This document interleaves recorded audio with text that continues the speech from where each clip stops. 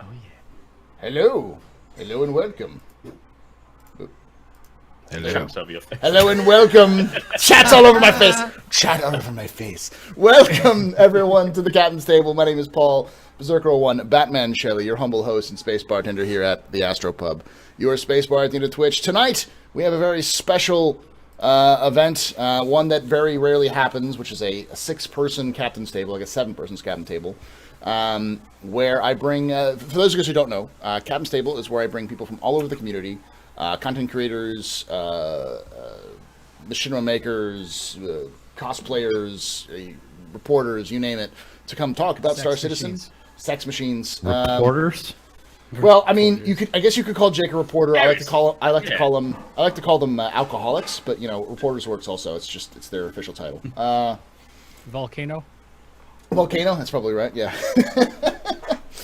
But we talk about Star Citizen sometimes. Sometimes we just drink and have a good time, and some sort of talk about spaceships. So it depends. But first, before we get into the details, let's go around and say hello to everyone at the table. First, of course, we've got our man over here. A man you may recognize. His name is Gamble. He is the president of Dutch Canada, which you much respect. Hello. Who are you, Gamble? What do you do in Star Citizen? I'm Gamble, and I'm pretty much not able to do anything in Star Citizen right now. So par for the course right now. I try, but it's not going very well thus far. But I keep going at it, and I hope eventually we'll get things done. Yeah.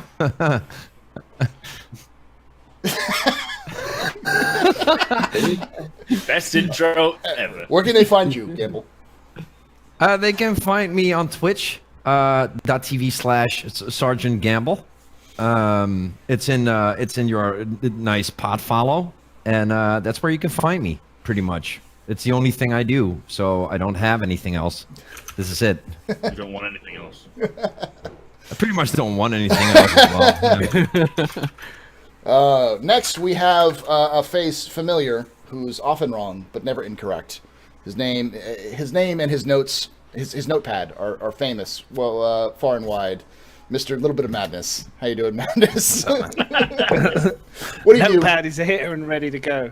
I'm one half of the Addicted podcast team.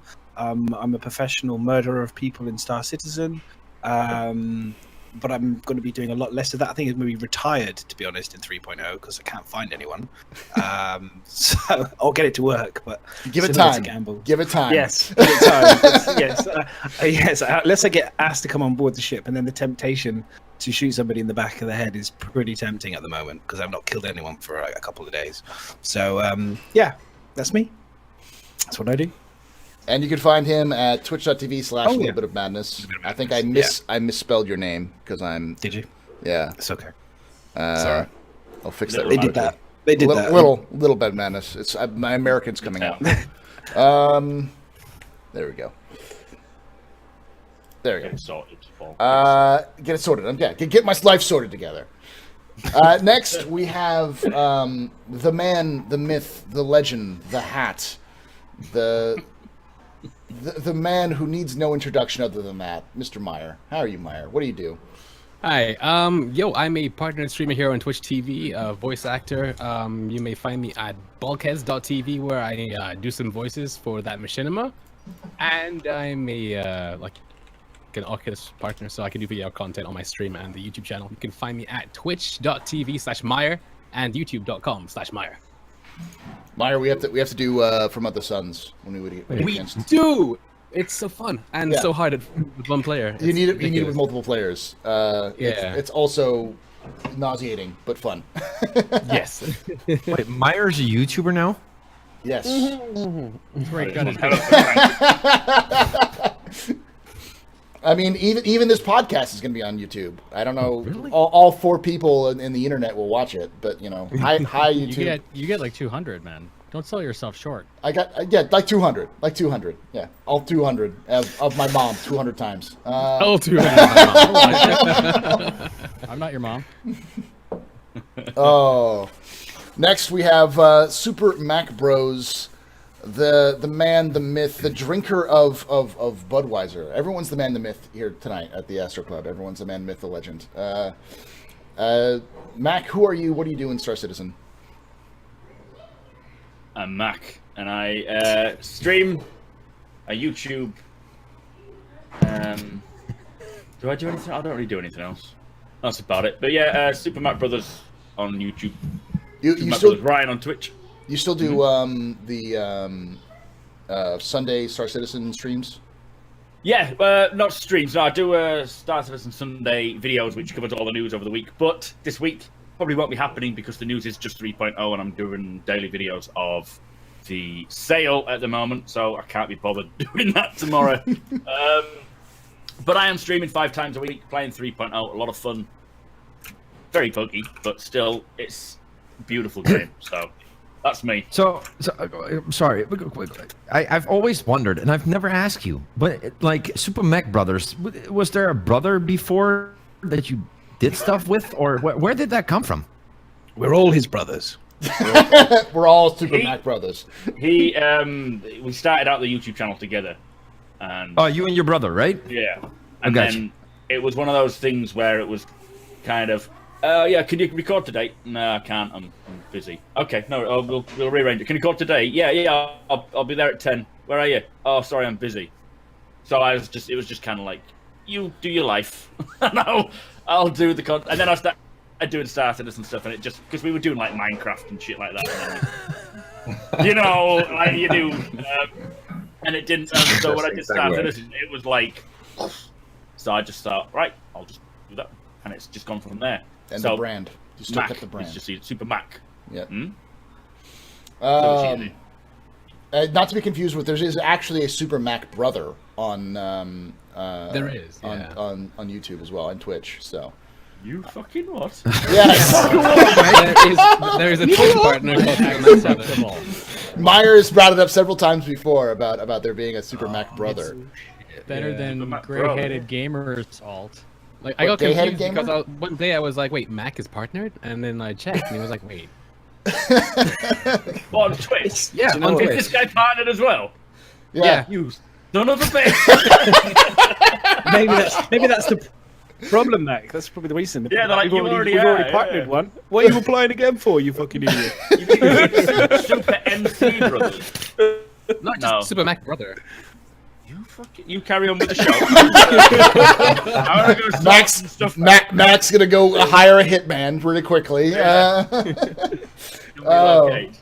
Next, we have another man, the myth, the legend, the no bullshitter himself, who comes on here to hear us bullshit. The Noobifier. Who are you, Noobifier? What do you do?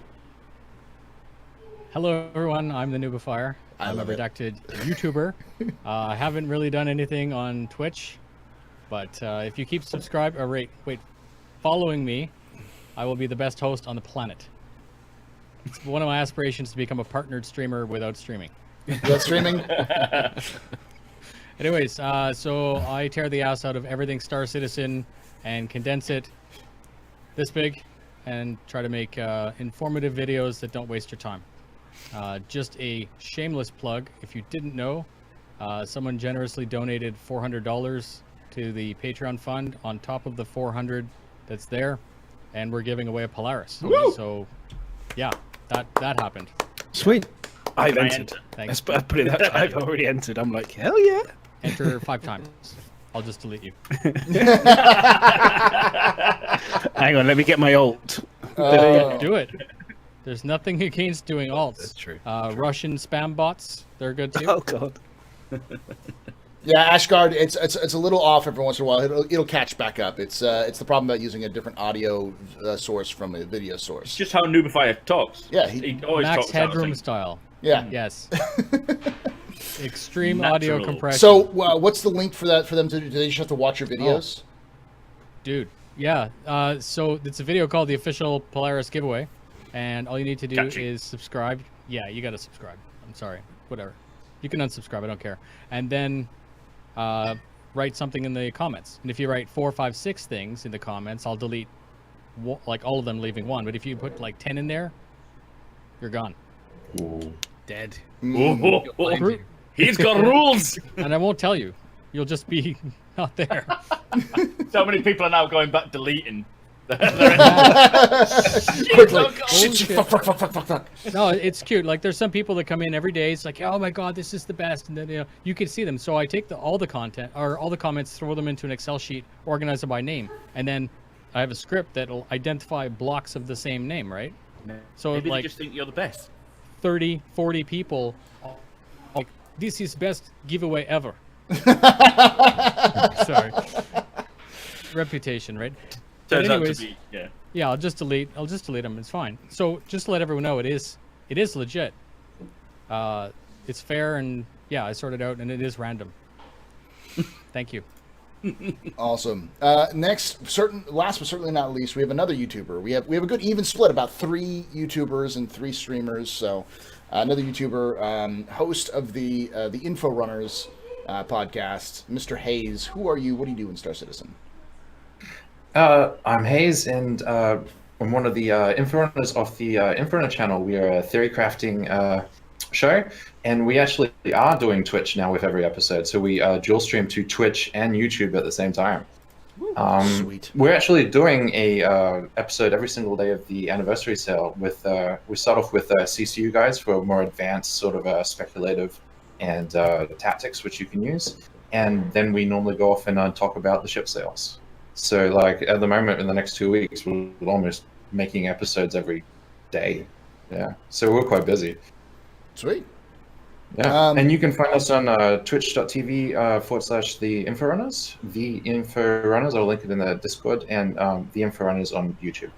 I'll put that up there on the YouTube channel chat as well. I have the YouTube up there in the pod follow. I'm sure you can find their Twitch from there as well. And of course, I'm Paul. I'm just a space bartender. That's it. Ooh. I stream on Twitch. You'll see me live.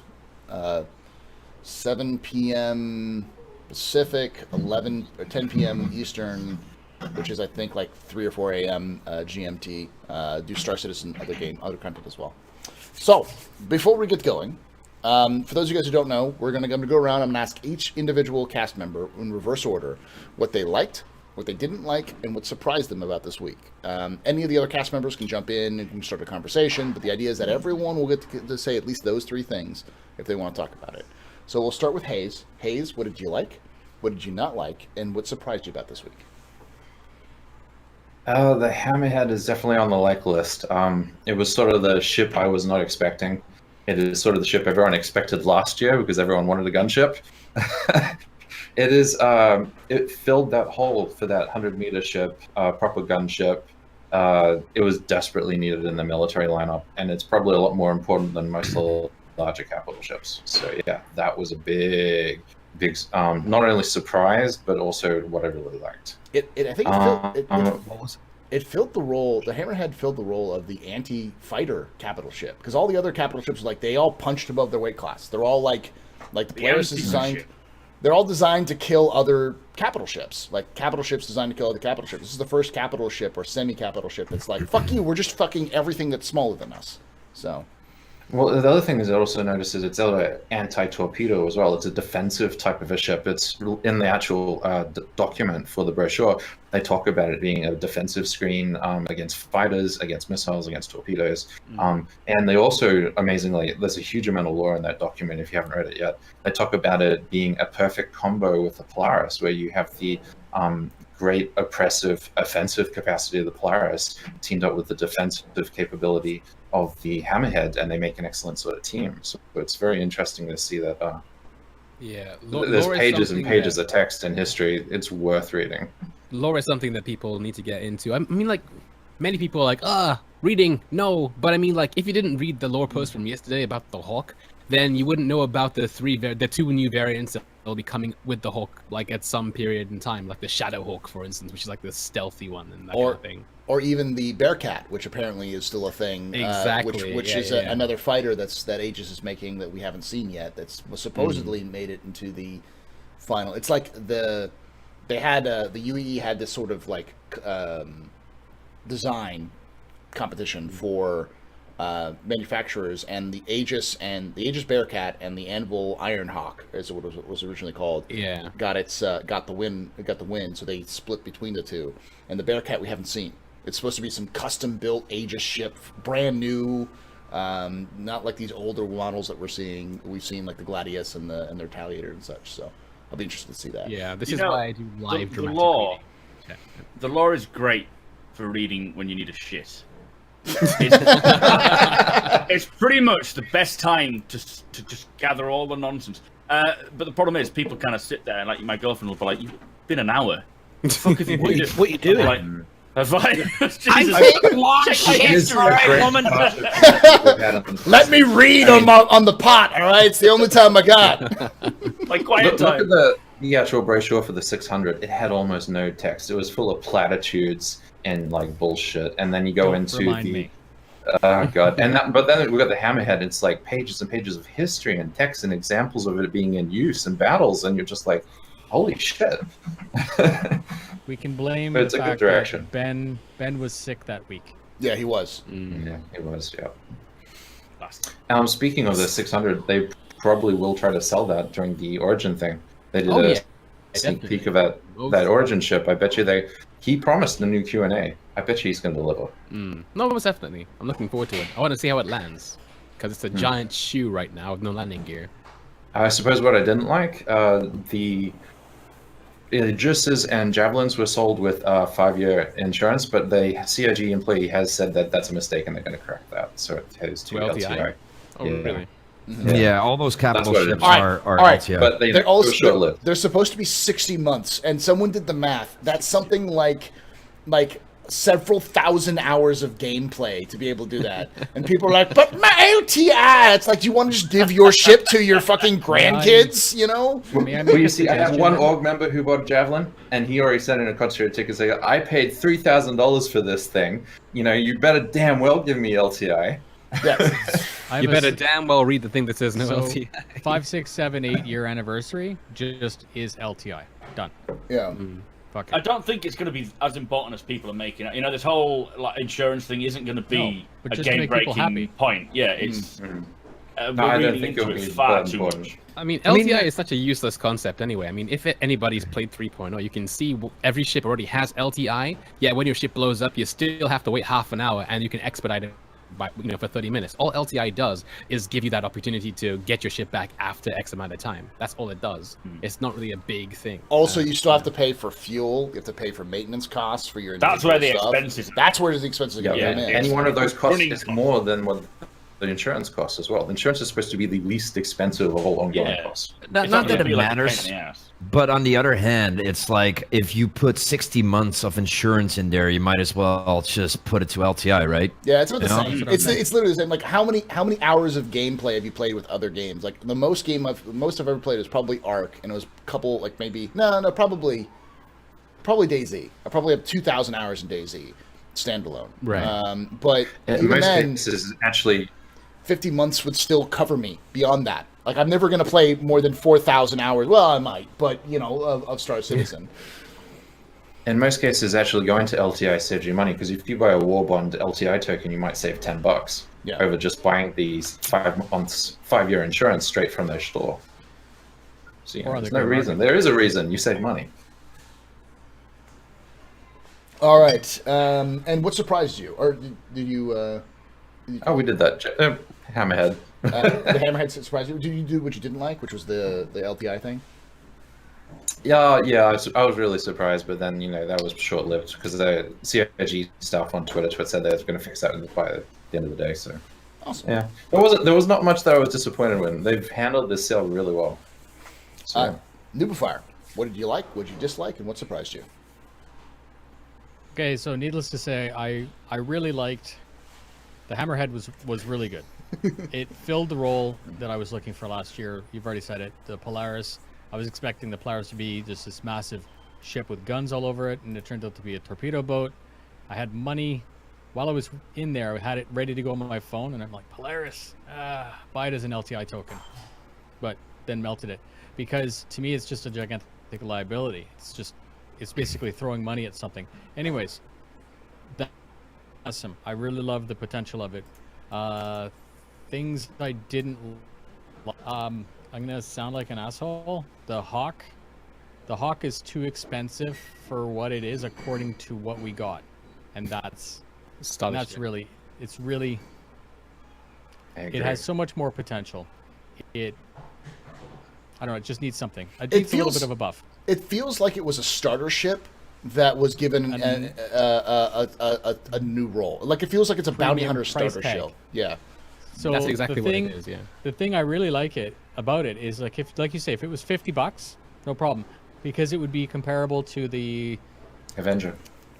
Avenger Stalker. The Stalker is the word I'm looking for. The Stalker, you can pull all the schmutz out the back and make it into a cargo runner. You can make it into a Titan, right? Mm-hmm. That other thing, 0 cargo, and it's like a one-trick pony. It's got almost. If you want a bounty hunter, I think there are better bounty hunter ships. You can take a Buccaneer. Aside from the fact that you can't put the dude in the back, that thing is armed to the teeth. You put like distortion all over that, and you'll bring that thing down much faster than that thing. I don't know. And again, it's consistently the stats page is the only thing that I'm finding a little bit disappointing. Even on a brand new concept release, which is the Hawk, the stats don't equal the brochure. So it leads to confusion. The citizens get poopy, and I don't know. I understand that it's a lot more complicated than it's going on in my brain, but I mean, you could just give that sheet to Bear or someone else at CIG who really knows his stuff. Mm-hmm. Maybe the developer that made the ship, and say, can everyone that worked on this ship go and check the stats that we're about to publish and tell me if they're green or not? Mm-hmm. Anyways, that's it. Yeah, No, the I stats page was a big balls up. Like, don't put it out if it's not accurate at the time. Just Yeah, and don't tell work on it people that longer. it's new and it's coming out and it's going to fix everything, Yeah. and then have it not it fix was a anything. mess. Yeah. Be half-assed. Half-assed. I can't stand half-assed. Either do was it properly the- or don't We do want it a at all. full ass. Only the whole ass, please. Only the whole Yeah. ass. We want the big booty, the big booty in our face. We want it right. We bury our butt and our face into it. All right. If it's only half of it, it's only What can I half do the with this? experience. No. You know, I can't do this. I can't bury my face into this. I can maybe smack it a little bit, but you know, More that's like a it. pillow. Yeah. We have no need for Where those did we past go? that madness links. We were here, and then So that's what you didn't like, right? yeah, and I still don't like because it still Was there anything? bothers me. Was there anything that surprised you? Me? I told you. I was really surprised by the classified ship that was released today. Oh, Oh, yeah. yeah. Do you, Great and you hosting, liked it. Paul. Yeah. Way to okay. listen to people when they tell you something, man. Listen, Gamble. Fuck you. I'm drinking. All right. All right, Matt. Beer is life. Matt, What was it? A surprised, liked, didn't like. Was that right? surprised, like, and didn't like. Yes, this is 3. I was Hold up. You Ivy, cut out Hawk. there. I liked. You cut out there. Go ahead. Go ahead. Start. You hear me? Yeah. Am I good? Oh, hang on. What the hell's going on Discord? Is that someone else or is that me? Is that was you. me? It was me reconnecting so that I wouldn't. You bastard. I was quite surprised by the Hawk. I didn't expect to see. Because I was thinking, oh, it's another fucking fighter. Yay. But it was a bounty hunting. It was a career ship. And I thought that was kind of cool. I like the idea of how they're going to now approach. Because when they bring out a ship, you can actually start making the mechanics up in your head as to how it might work. So disabling a ship, capturing someone, dragging them to the back so that they can enter the rear sucky penis. And then, yeah. And I love the concept art. You know, the Blade Runner concept art where the guy's got the big duster. Well, yeah. that was Oh yeah, cool. yeah, beast. Yeah. That one picture I love. Yeah. And then you got one on the other side. I'm Two thinking sides. the Hawk in its current status is actually much more of a wolf pack ship instead of a solo ship. It's one of those ships that you just Yeah. you go in a several Multi-bounties. groups, just like boom, boom, boom, boom, boom. Like you hit it with like 4 EMPs and then knock out the shields and knock out the ship itself. But I see don't it know. more like Slave One, like Yeah. like the Boba Fett. I Yes, actually yeah, Boba Fett, that yeah. that one guy that's out there. Sorry to cut you off. The one guy that's No, no. out there, not like who's in the wrong place at the wrong time, right? Like he's out there and he's taking a risk, and you seize the risk. He's all by himself, and he's like in an M50 or something. You just wreck him and pick him up. I see that that's what that ship, and yes, obviously it would, more of them you had, the better it would be. But I truly think it's for solo bounty. Yeah, I really see that. must agree with you on that one. I think generally bounty hunters tend to be those sort of, like, if you picture yourself as a bounty hunter, you're like, I work alone. You're that kind of guy. But you're not like, it's still I weird. work with the team. Well, of the Come on, only boys, thing- let's go get even if you look into the profession as bounty hunting and you compare it to like a stalker, right, which is supposedly a pretty much dedicated, bounty ship as well, but the cool thing about it is the pods are supposedly, modular, so you can take them out and switch to the cargo, like Nubafire said as well. I'm okay with creating a bounty ship, but if you have, like, in comparison, if you have a ship like the Stalker that can actually fit 6 bounties in one time, as it looks like, I mean, What- you kind of have to be a big dick bounty hunter though to be like, listen, I'm gonna go in and kill 6 people and throw them in Listen, the. man, I don't know about the bounty hunter, but I know about the big dick. But it gives you the opportunity to move more people. And even though I love the animation of the Hawk where you can just sucked in like that ship, it's awesome. But at the same time, I'm like, okay, I could pretty much fit more people in a Stalker. I think they were trying to make more of a competitor to the Avenger But they Warlock. will see you coming in a Cuddy Blue. That's all. I think the Now- Hulk will work pretty well. Doesn't as matter. well. Like, you look at the $9 price tag, that's an Avenger Warlock competitor. It may not be sort of if you combine the Stalker or the EMP, depending what you want, but it looks like that's what they were aiming for. Yeah, I don't but think it works. I don't. Compared. A size 1 EMP compared to a size 4 EMP on the Warlock, though, that's like $5 is the difference? Are you serious? It feels like I think it's a an starter EMP ship. gun though. Yeah. Well, I think okay. it's a. Here's whatever. can I ask a quick? Here's my question. Because Yeah. we're talking about ships being good for bounty hunting and stuff, and the way I'm curious about this is, like, you got a Hawk and you're going to attack another ship, and then you're going to get the person out of your ship and then put them into your Hawk. From what I can saw from the picture, you're capturing them on a planet, so you don't really need a ship to capture somebody on a planet. It's got to be more land-based capturing and then taking them to your ship and then sticking them in the back and then taking them up. So it's going to be more FPS type of combat than actually having a really badass ship for it. That's what, for me, that's why I think the Cutlass Blue will be better, because I'm going to be doing most of my capturing not in my spaceship. That's just Yeah, like you got to incapacitate them, aren't you? yeah. In terms of planet side, I mean, like, it's the whole fact that when you press the land button, it becomes half as big, so you can land it on the streets to then take somebody. What it's missing is a lasso, so you can then chuck them into the back. I have one point on it. So all of the other bounty ships, you better make sure that you lock that dude's thing up, because they have access to where you sit. Whereas the Hawk, they'd have to go into out into space to kill you. So Do you reckon as well you can dump them? You can be like, that someone's would be moaning. awesome. No, let me go, Throw them let me go. out It's of like, the space oh, penis. Yeah. Yeah. Now, Fire with the the- penis. With the Hawk, once they're in there, they're done. And the concept Yeah. of they're bound and gagged and, they're waiting for punishment. What I mean? But I think the way that the bounty hunting works is it's as soon as you pick up your bounty, no matter what, that character in the back becomes an NPC, even if they weren't Yeah. an NPC. Yeah, and 'Cause they if go not, straight to super trolly, prison. right? But Yeah. they mentioned that, actually, because as a player, if I'm caught in a bounty and I'm in the back, then I want to go straight to prison. Yeah. If I'm going to play the prisoner route, I Guy's want gonna to go stay. have dinner. He's gonna go talk to his wife. He's gonna go to work. He's gonna come back. You're ruining the immersion. We don't go for dinner with our wives in Star Citizen. Yeah, I think Sorry, the, my the bad. big selling point is the fact that it has like less than lethal weapons. That's what it says on the brochure, right? So Yeah, I don't it's think. more to Yeah. stop the shit than to destroy it. Yeah. And it's $90. I still feel like it feels like it's a starter bounty hunter ship that has a premium is. price Yeah. tag. Is Yeah, what it feels yeah. like. Absolutely. Its firepower is starter level. It is Yeah. not a proper combat ship at all with regards to. I mean, it feels like a missile. delta. It feels like a delta with bounty hunter capabilities. Just about like a 6-gun delta. What's his armor like?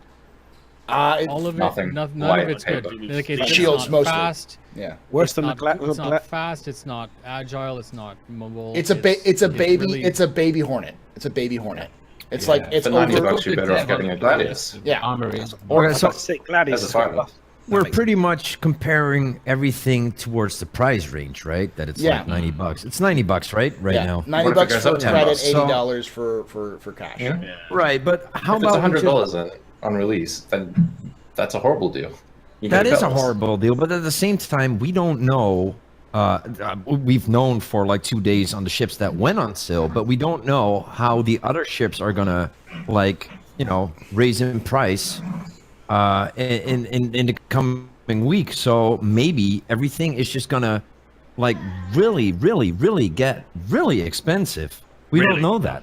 They can't do Really that. expensive. And I say that without joking, is that if they do that, the whole community is going to lose their mind. Because today alone, I got 3 messages. One of them was, Nubifier, they didn't tell us that they were raising the price of the Carrack. How dare they? And, it's ruined my whole life and everything like this.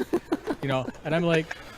Die on the freaking cross. Right? Deal with it. They They're said... like, I'm gonna go get a refund. Yeah. I'm like, God, you're gonna yes. go get a refund because they told you in May that the prices were going up, and then they raised the prices at 3.0, which is exactly what they said. And they're like, they didn't say that. And I'm like, they did, and you were too busy mowing the lawn or some other stupid thing because it was the middle of summer. You know what? Right? You didn't watch Nubifier videos, you didn't watch Super Mac Brothers, you didn't watch any streamers. You didn't watch and any you were unaware. Captain's Table or Redacted That's podcast or anything else like that. not What a loser. CIG's problem. It's not Yeah. CIG's problem. So anyways, the guy's like, the $50 has wrecked my entire plan for my melts and unmelts. And I'm like, you shouldn't be buying ships if $50 ruins you, Yeah. right? If $50, $50 I spent that on coffee last week. And I'm saying, if Are you kidding me? if I I'm spent talking to you- I spent $175 to we're get a new pre- fucking capture card. We're pretty all right? much Fuck dealing that. with big YouTubers right here. Nah, That spend a lot of money money. Spend $50 on coffee a week. I'm sure- I'm sure- Coffee, though. I'm sure Gamble I'm gonna spent that. fly that shit in with a private jet from Colombia, dude. I'm a big ass YouTuber. Let's go. I'm sure Gamble spent the that point- that much on diapers last week, for fuck's sake. At least. But the point is $50. If you're pissed off about $50, this is the wrong game for you because of what Gamble said. Maybe next week the Hornet's going to be $150. Yeah. Who knows? Why? Yeah. What I don't get is I wanted to get a Carrack. I haven't got a Carrack. I looked at the price and went, it's $150 on top of to upgrade my Aquila to it. And I just went, nah, do you know what? I'll just wait. And maybe I'll get it later. get it Or in maybe I game. won't get it later. And I'll get it in game. Do you know what I mean? Get the CIG ship at in the game. moment is playing softball at the moment. That $50 price increase is nowhere near what the final flight ready No, price is. no, not at all. Yeah. They were giving you one last chance to still get it fairly close to the original concept price before they stick it right up when they Yep. stick it in at 3.1 or whatever they Well, do. here's- That would be here's- like going up another $100 at least. Here's the other fact of the matter is that none of the ships that are currently purchasable for the game are worth the price they are, because you can easily pick up, like, how I can get a Carrack? I can go find somebody with a Carrack, shoot them in the back of the head, and suddenly that's my Carrack. It's not difficult to Not recommended though. not recommended. Well, it depends. I am UEE man. I am not the Astro Pub. I'm totally stealing that. Credentials. Yeah, but the same concept still applies. Like, it's going to be easier in game to get the ships, or it's going to be worth. It's never going to be worth the amount of money you spent to get the ships. What someone else is going to spend. Right, so Someone's going to complain about that's it. Well, even if you that's steal why a I ship, it's actually not necessarily said it. yours. But that's originally why I actually said it, because we're looking at that ship and we're just keeping the price, connected to it. How about you just drop the price and look at the ship the way it is? Just get the price out of the way and discuss it in a way that it's gonna have its functionality in the game. Do you have enough Because- friends to fly it with you? That's Well, my I mean, first thing. You're how gonna fly would it. you guys look? How would you guys look to the Hawk if it was $50? Everyone will buy Okay, it. talking. Yeah. It'd be very popular. Everybody would say like, "Oh, I would that's not drink that's coffee from amazing." Well, yeah, exactly. Well, weak. I'm going to regret saying that. Everybody's looking at the ships like, dude, $90, that's like way too much, and automatically that's like, well, I don't like that ship because it's too expensive. No, it's actually I like the ship the way it is. I feel there's like, compared to other ships in that range, it might not be the best choice, but if you just look at that ship's like, I want to be a bounty hunter, and maybe when the game gets out, I'm gonna start with my Aurora, and like the Hawk is probably gonna be the first ship that I'm gonna get with my in-game credits. Oh, and you Yeah? know what? The Hawk might actually be might be cheaper or more available than the Avenger, because they've said themselves that the Exactly. Avenger's like the Ford 5.0, and the Hawk is like the Ford Interceptor. You know, completely different. The Interceptor is a brand new or more recent police car, whereas the Ford 5.0 is an old classic police car. The Avenger is a retired police ship. That's all it is. And so the Hawk being kind of a new, and because it's only been a couple of years since it's been out to the civilian market, it might be more available. You know, Anvil's making it, so it may be more affordable or cheaper in inverse than it is than the Avenger is. Who knows? So Right, because we're getting towards the point that we're getting so many ships that we're actually only just, talking about, it's like, am I going to get it? Is it worth my money to get it?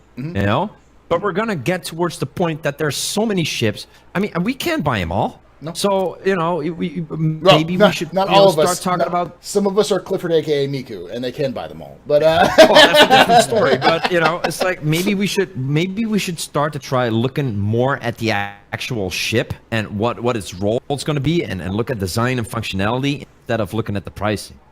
Because if you want to spend $90 on a ship, you're going to do it anyways. No need to discuss it. No, I'm with you. I mean, I've always had a roadmap in terms of my garage of ships, and I've kind of gone, I want this ship for this job.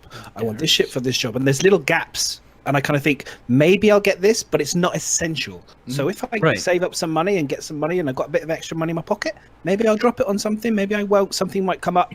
I mean, the hammerheads come up. It's interesting. It does look good. I already know that it's probably not for me, because it's probably going to be a lot of people flying it and going to need more than one person flying it. But it'll be fun to be on board with other people with it. So I'm not going to get it. And I've already made that decision because I know exactly what type of gameplay I currently am thinking about playing. It doesn't mean I won't be open to new types of gameplay. But at the moment, I'm keeping it very small ship based only, up to a maximum of 3 people like the Aquila. And that's about it. I think that's enough for me. I'm going to enjoy the game that way. Right. That's it. So I agree with you completely, Campbell. okay, Just hang out with Clifford. this was a good conversation, but I want to get back to Mac. You covered what you liked, right? Surprised about. Surprised about. Okay, so liked and Yeah. disliked. Liked the release of 3.0 and getting access. Disliked ATV. It was just a fob off ATV about getting 3.0, and I was just like, forget it. One of the reasons why I'm not doing Star Citizen Sunday, because it's just not that there's anything wrong with showing us how they got to that point, but I like to see stuff, like mechanics and stuff, and I think it's because they were busy making these sale videos. They are good though. For 8 Sale days. The sale videos? videos are brilliant. Yeah. Yeah. I don't know why they don't so bother. excited. Why bother doing? Why don't they just say there's not going to be an ATV this week because you've got 3.0, and we're going to do these other things with these sale You things. know, I mean, I liked some People would things. be more pissed off if they did that. Do you think so? Really? I liked them then. I liked what they did with the burn down. The burn down was very recently. I liked what they did with the burn down, because what they did with the burn down specifically was they talked a lot about what they added to the last Evocati patch before it went to PTU. So there's a lot of stuff that they talked about which isn't in this PTU, like for instance the ability to save in your ships, be able to get in your ship or in your bed and like save your progress and log out and have your ship log out. And there's some other bunch of other stuff that helps me out a little bit as a streamer, because people are like, my God, why is this performance so shitty? It's like, well, it wasn't always this shitty, as you can see from this ATV and this ATV and this ATV. So it's a nice little hey, progression. This is the progression, so that you can get I people from need 2 bitching Titans. about it. But we'll get back to Mac here with his dislike, because I think he did. Oh no, he did dislike, which was the ATV. He just fucking left. Yeah, He's broken the seal. That's what's happened. yeah. Honestly, that's what's happened. Meyer? Once you break the seal, it's over. Meyer, All right. like, So dislike. what I liked in this new PTU patch, 50 people are on each server. That means that you can get 50 people in the universe going about doing missions, and then when you do a mission, like you go to a satellite, you can see somebody else there, and you have a common goal and stuff. What I dislike, 50 people on a freaking server. It's making everything really, really slow. What surprised me was that they decided to go 50 people for the patch, and that's pretty much it. Yeah. The If balls they on didn't, though- CIG to do that was nice. It was nice for them to do that. Yeah. I don't. I'm like this. they have to go big eventually, so they may as well start doing Yeah, it but now it's and get more the of a information. stress test now than anything else. You get 12 frames per second because of it, and that's, maybe that might be it. Maybe like when it gets released live, it'll be like 30 people and it'll be like more frames. Or on Monday they might fix something and 50 is perfect. You know, I Maybe it'll go don't up think 75, 100. I don't Who think knows? it's because of the amount of people we've got in that's causing the problems.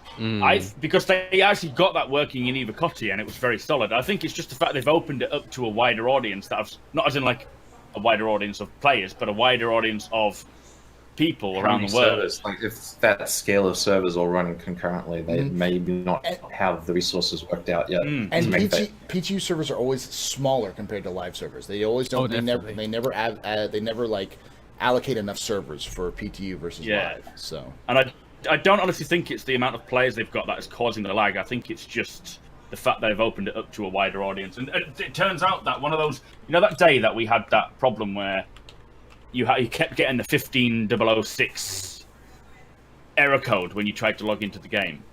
That apparently was caused by one person who tried to do something, and it just fucked it all up.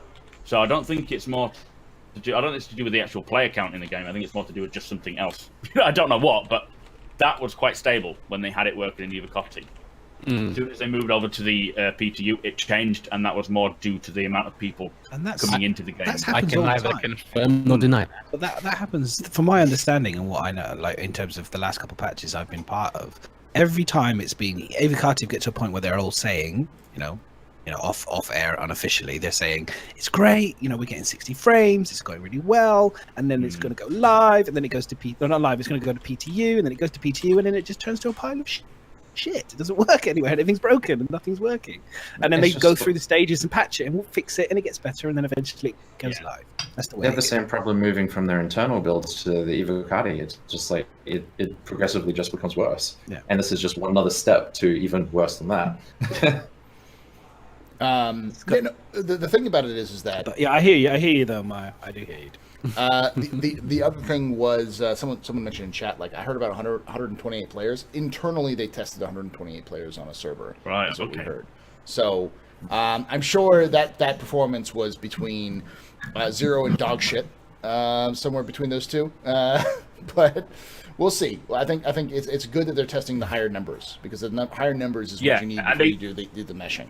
So They also said that they've got a way to do it now where they can just sort of use a slider, slide up the amount of people that can get into 50 to 100, whatever, and then over time they'll keep sliding up a little bit further and just optimizing it and getting it more controlled, and then they'll slide it a bit further from there and then optimize it again. So it's just now they've got it on a method that they can just scale it up and keep doing it, hopefully. Awesome. Sorry, I'm like chat's distracting me. Chat's going crazy. I don't know what the hell's going on. Why did Jay Lee get Why did Jay Lee get timed out? Gamble. It's not very nice. He away from him, like, right? You were burned on stream, so you're just repaying the favor to CIG. Yeah, what happened there? I just saw that you got moderated, Yeah. and I'm like, I gave you moderator too, noob. I've been What? trying to give people Do I moderators. update F5? Yeah, I have a sword. you have a sword. Last thing you don't want me to have a sword. I'll ban everybody. Nope. Oh, that's what you're talking about. I thought you were talking about swords in game. Oh, I'm so No, swords and game would be That's- cool. Would be nice though. point That one. would be I was nice. so. I mean, That's Jay's point already one. said they are doing melee weapons, so we've spoken to it before. So we are going to get swords and other things like that in. So yeah, I'm very excited about that. Yeah. I've got to have my samurai blades for sure. Samurai Bounty blades. hunt twin blades, short and long. Short and long. Yeah, cover all bases. You So don't know. you covered all your bases there, Meyer? Yeah, 50. 50. I mean, like, What were we talking about? Yeah. How about you, Madness? What did you like? What did you dislike? And what surprised you about this week? Well, I think the surprise for me, which if anyone followed my Twitter would see the picture, was the fact that obviously we got PTU when we did. I was just woke up and I was just like, yeah. what? Yeah, I think That was a cut- big surprise. I did not expect it. I Didn't expect it. Just a quick story. I was at the concierge pop-up party in Austin, and Tyler walks in like swaggering with his Tyler smile, the Xylo smile that he does, and he's like, "Oh, sorry, I'm late, guys. We were doing a push a patch. It's a PTU candidate." I'm like, "Yeah, sure, Tyler. Yeah, sure. Oh, great." And then the next fucking day, they released the PTU. I'm like, Well, people "Fuck, have been wanting man!" that- You know? People have been wanting that forever, anyways. I mean, even Board Gamer's been like, just regardless of what it's like, it's been so long. Just, fire it out as a hot mess. And although I don't think we should go full hot mess, I do think that, there's a certain time where you just say, "Fuck it." I'm going to say, speaking of bored, isn't he on holiday? He's timed it. he's here. Never on holiday. He's here. He's right here, yeah. Oh, Yeah, but he was in Nottingham. He was in Nottingham when Talk we about left. I was timing. like, God damn it, board. Are we gonna Now ban I Board know. Gamer? Next time the board's planning a holiday, we know that's when the next big patch is going to be released. That's what I'm saying. It's actually great that the patch came out when it did, because like people like Board and Mac as well, they're like, I'm not gonna stream 2.6.3 ever again. And I was Is like, it just me, or is Meyer Myers- firing his Myers is his red Discord hat. mic? His red hat Roboto kind of thing going on. To be honest, though, putting 3.0 out just in front of the sale was a great marketing decision. That's because why the they did it. streamers have been bringing all this hype, there's all this attention to Star Citizen. It has brought people in just as the sales are going on. It's going to increase their sales greatly because people are paying more attention to Star Citizen thanks to all the 3.0 streamers. That is pretty much the main reason I think they brought it. Another And when they great, did. another great thing from Board. He's like, guys, I'm going on holiday. All right, cool. 3.0 is going to come out. Hey, go live. I didn't expect it. Am I still a robot, by the way? You're good. You're good. I didn't expect it You're because always like, a robot. curse his flesh bag. Like 2 days ago, the concierge, no, 2 days before it came out, the concierge email said we're looking to push the PTU by December 20th. Yes. So I was like, we haven't. I seen was it. excited. was a I saw bluff. that. That And was I a was like, bluff. oh, we've got plenty of time yet. I won't worry about it. Just and then the next day, I was like, fuck. Like I got messages in the morning saying, get out of bed. It's live, and I'm thinking, shit. Yeah, I did not expect that. Actually. Guys at work didn't think I was going to be at work. They're like, "Didn't you see that it went live?" I'm like, "Yeah, but I mean, it's work and there's a video game. It's kind of like not the same thing, right?" Wow. Well, I mean, I mean, it is kind of a I can't part- come in today. One pays for my I'm ill. life, and the other one is fun. The fun one's always the way to go. So that's what You got it to surprised eat. me. What I didn't like was the fact that I wasn't in Wave 1. Why But aren't you that's- wave one? I wasn't Wave either. Don't one. feel bad. But that was just the way it is. That was just the way it is. So that was obviously I didn't like the fact of that, but hey ho, I can't control that. That's just out of my hands. So I had to wait like everyone else. And then when I did wait for it, that's when I got that 15:06 whatever bug. So the one time I was streaming it, I got literally half an hour I think of actual game time. So I can honestly say the thing that I liked the most was when you get into the game and you finally get into the game. It is one of the most amazing feelings. Like I'm getting more of it every time I play. I said this earlier. I feel like I'm in an actual space movie for the first time. When you get on the planet, it's dark or light, or you fly in and you get all the particle effects, and you land on the planet. Or you do what I did, which is I jumped out the back of it trying to get into the hole in Levski out of my cutlass, and I managed to actually land. Was the brilliant thing was it was broken. I actually landed like Superman style, power landing, like on the planet. Nothing wrong with me, totally alive. Just dropped out of atmosphere, fine, no problems. I was like, they need to make that with the Titan suit, so you do like a hero landing. But Oh yeah. it's awesome. It's honestly, I mean, I'm a very sorry person normally, and there's lots of problems with it. We all know the bugs, but my God, when you do play that 4 hours of waiting for 30 minutes, you still just come away going, that was amazing. That's the best 30 minutes. Can we clip this? Because I've never seen Madness happy. Happy and positive. Madness is positive for once. Yeah, I am. But it's going to change the whole way I play the game. I mean, like I said, I'm played mostly as combat, so for now I'm going to be doing what everyone else wants to do, which is the exploration, the PvE, just having a good time, getting people on board, people coming from stream and messing around. It's going to be a lot of fun. I'm really looking forward to it. So yeah, there you go. I'm done. I'm worried. He's too happy. I was going to say that one of the coolest things about that is that if you do the personal missions, what really got it for me was the personal missions. Was like, hey, we got a cleaner job. You got to come in, pick up the garbage, and dispose of it. Showed up at this unregistered outpost. There's no mark by it. You just have the mission marker. You land it, and everything's like a fucking mess. There's drugs in the like the hydroponics bay. There's like garbage on the beds. It's like, god damn, these are some druggy like messed up drug manufacturers here, like illegal drug manufacturers. Then you realize you're actually carrying drugs. You're actually smuggling drugs to Grimhex or to other places. When you realize you're like the cleaner job, it's like, whoa, I'm a drug smuggler now in space. Where did you hide the drugs though? Where did you have to? Yeah, we're not talking about where I hide the drugs because I think the boxes that you put them in, like at least the drugs that I had to do, it says agricultural, like just labeled boxes. Yeah, I'm not talking about boxes. Yeah. we're not talking about boxes. Well, it's actually your turn, Gamble. What did you like? What did you dislike? And what surprised you about this week? All right, so first the dislike. I'm gonna say it out straight. I wasn't really hyped about the hammerhead, and I'm probably one of the only ones. But obviously today we watched the video, and it seems like it's such a boring ship. I'm sorry. You know, it's like it's a functional ship. It's a gunslinger, dude. It's like, you know, it's firepower all the way. But the way the ship is, you know, the interior of the ship is handled right now, it looks like there's just a lot of dead space in that ship. I don't know if you saw that, and if you guys know what I'm talking about. But we're talking about long corridors, you know. Going to turrets, like, you know, the whole backside of the ship actually is just one corridor, 2 turrets. Like half of the ship. But it's got no cargo. It's not.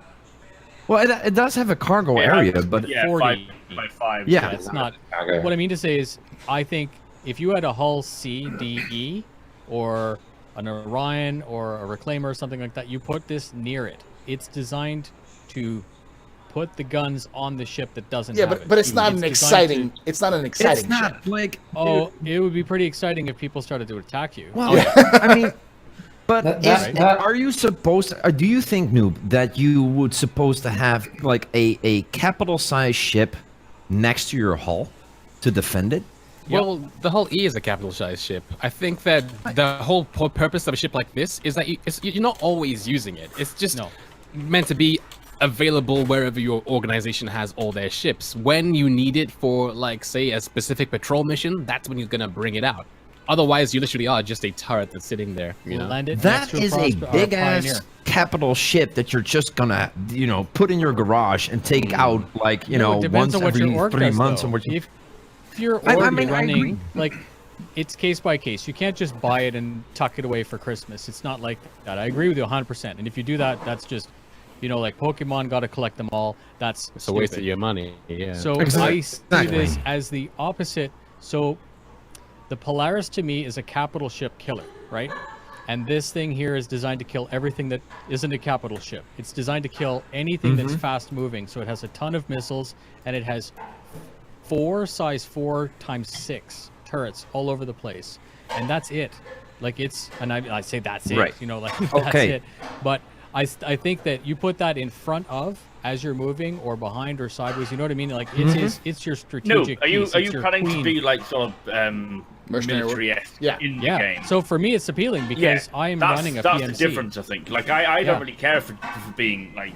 No, but you should want to hire. You should want to hire that Exactly. person. Selling your If you're business. leaving, I do understand No, the no. functionality of the ship, and there's nothing wrong with that. I'm just saying it is supposedly a capital size ship. Don't you guys think that it could be?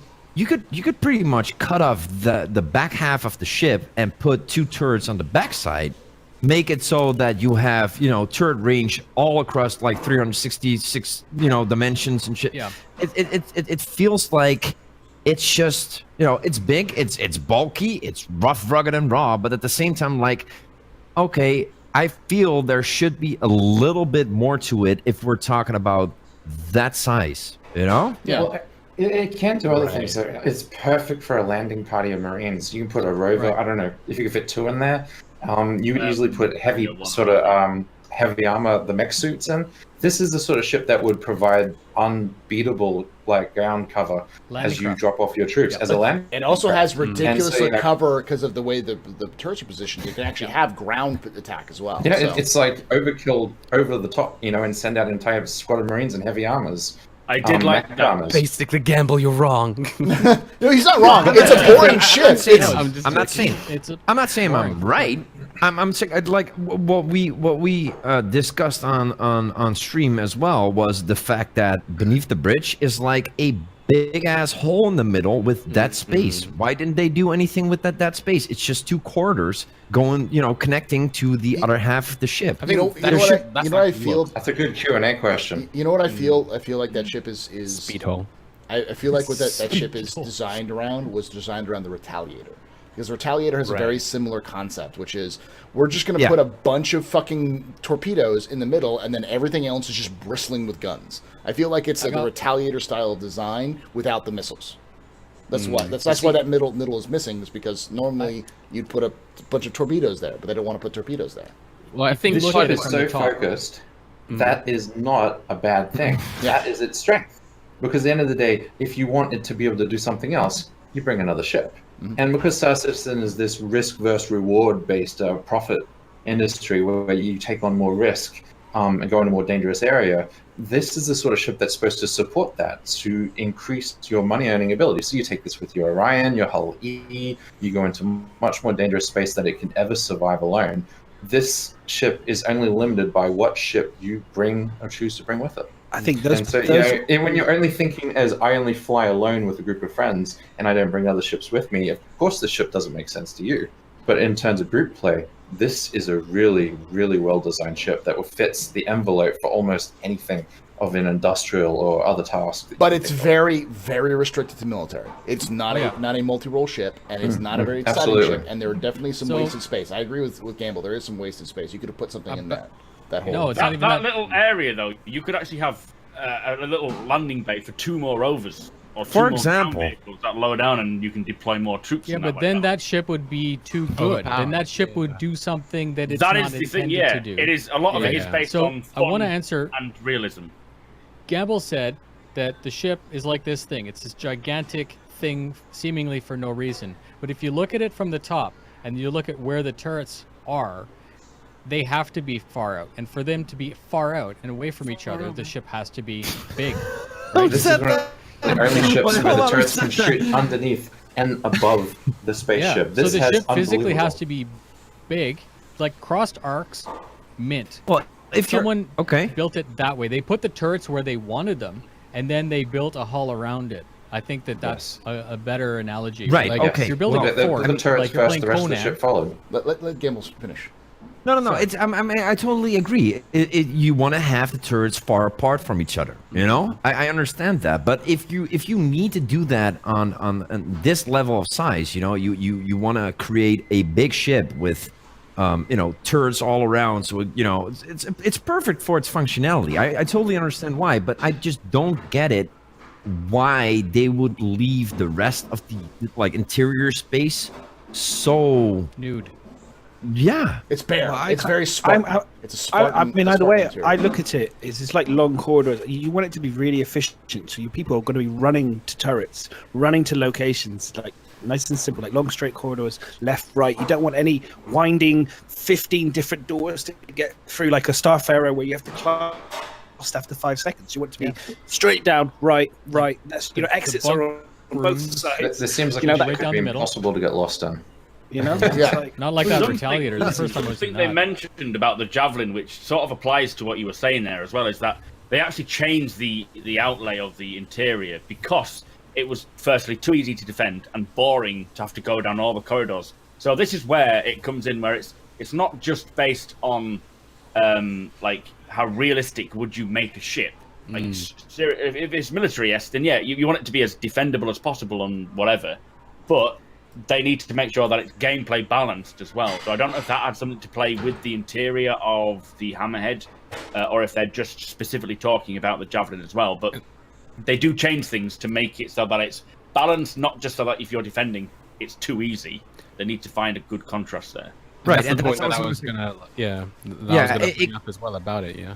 It could upgrade in the coming time. You know, there's still it's nothing. It's still concept. You know, so they're still working on it. But just like right now, as it's been shown in, it's pretty finished. It looks pretty finished on those animations. Done. It's done.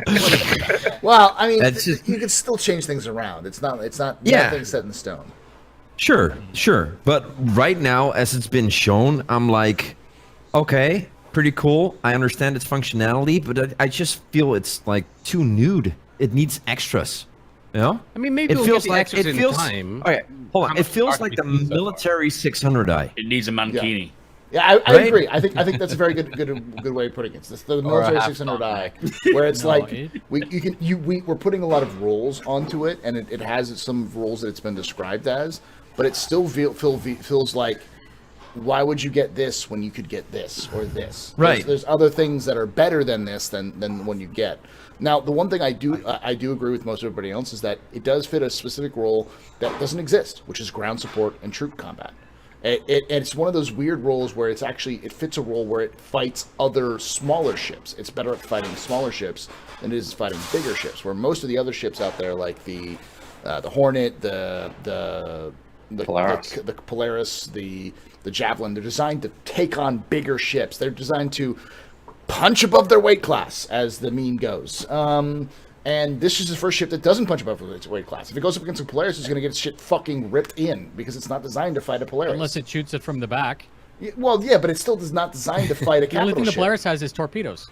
But the I was about to Polaris say, could, this is could designed to take out torpedoes, Paul. isn't Yeah. it? Yeah, this It thing is is. designed to So- kill torpedoes. but it's not designed to So kill then a the Polaris Polaris. becomes completely No, but muted. I wouldn't try to kill a Polaris with it. Yeah, Just take it. it's designed. not what it's, I would do It's with it. designed as a gunship. No, it's a a heavy defensive I gunship. would sure. use it and a Polaris together. That's I would use That's it where the real to strength stop is. things from killing my Polaris. Right. I look at it as It's also like a a match. pioneer. Heaven, they might as well get married. I think it's a pioneer support ship as well. You know, Yeah. if you've Yeah. got a pioneer, you want this next to your pioneer Yeah. when you're landing to protect the shit out of it. You know what I mean? You know, if this is, I know if you hire an org with it, you know, if I had a pioneer, if I was a industrial business, I would want an org, military org that's got one of these to be sat next to my pioneer at all times to stop any torpedoes.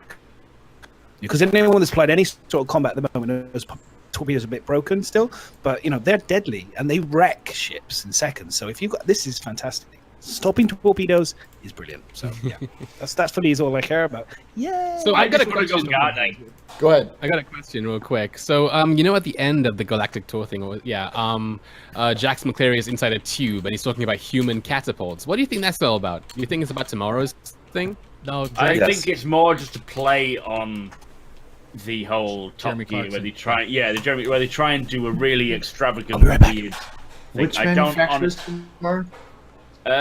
It's the alien and ground vehicles, isn't it? Tomorrow. I think Alright. that bit is just a goof, Meyer. That's what I Yeah, think. yeah. I Or- don't think they're actually going to fire him from a Human from a thing. missiles! Warhammer style. No. Why not? So the Caterpillar was originally going to shoot people, and they Was it? figured that Yeah, would they been, decided. right out the front. Yeah. Yeah, it was just too much That fun. was a boarding vehicle Yeah. where they could fire people into Splat. the like you get it slightly wrong.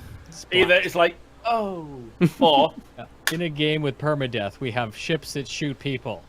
Why not, man? I mean, wish I they gotta- just put it in as a joke, just I for a was little while. So Well, looking definitely. forward to just playing with that. Would have been so much fun. Yeah, Return of the Man Cannon. Let's all stop talk. Do you Oh, know- Paul's back already. Shit. Also, Never mind. just we're talking briefly about the what I find interesting because it's got the 4 guns on the turrets, and obviously the Hurricane's got 4 guns on the turrets, right?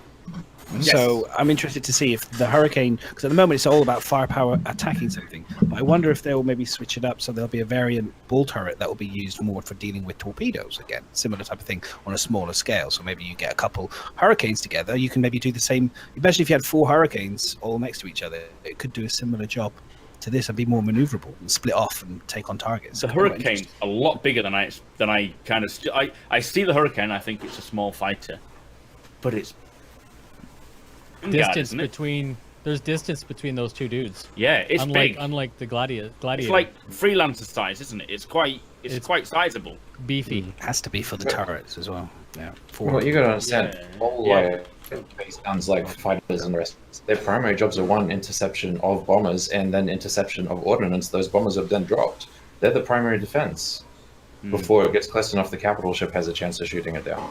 You know, it's at the end of the day, it's a rock paper scissors sort of thing. Fighters, Hurricanes, Hornets, they're the first line of defense against torpedoes. And this is going to extend capital ship battles. These types of ships in the way are going to make it so that it's not just a bloodbath. Yeah. Gamble, it's still your time. That's what you disliked, right? Yeah. What I did like was seeing how the reclaimer and a javelin along in the ship pipeline. I really enjoyed the videos on the reclaimer and the jav. It was was like awesome. old school ATV, That- just Yeah. showing stuff. Yeah. Yeah. That reclaimer and the cockpit and all the Nostromo styling, that's my ideal ship. It's industrial.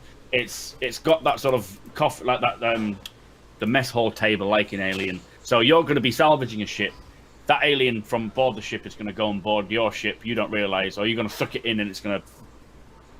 That's getting through. That's nothing sexual. That's just getting through, like the. Like this? you know what I It's mean. nothing. That's Nothing different. sexual. It's nothing That's sexual. different. Yeah. You what, mate? It's gonna have that feel where it's like, I want to be on board a reclaimer right now. I mean, I would literally just like fuck you all if the reclaimer launched, and I would leave, kill the camera, and just go and sit on board the reclaimer for the rest of my Speaking life. of- I'll be like, Rachel, no. There's so many ships that are like large capital, almost ready to be released. We're not going to see them in 3.0, but it Yeah. almost sounds like we might see most of them in 3.1, whatever the next big content patch is, because Yeah. they're so close and there's so many of them.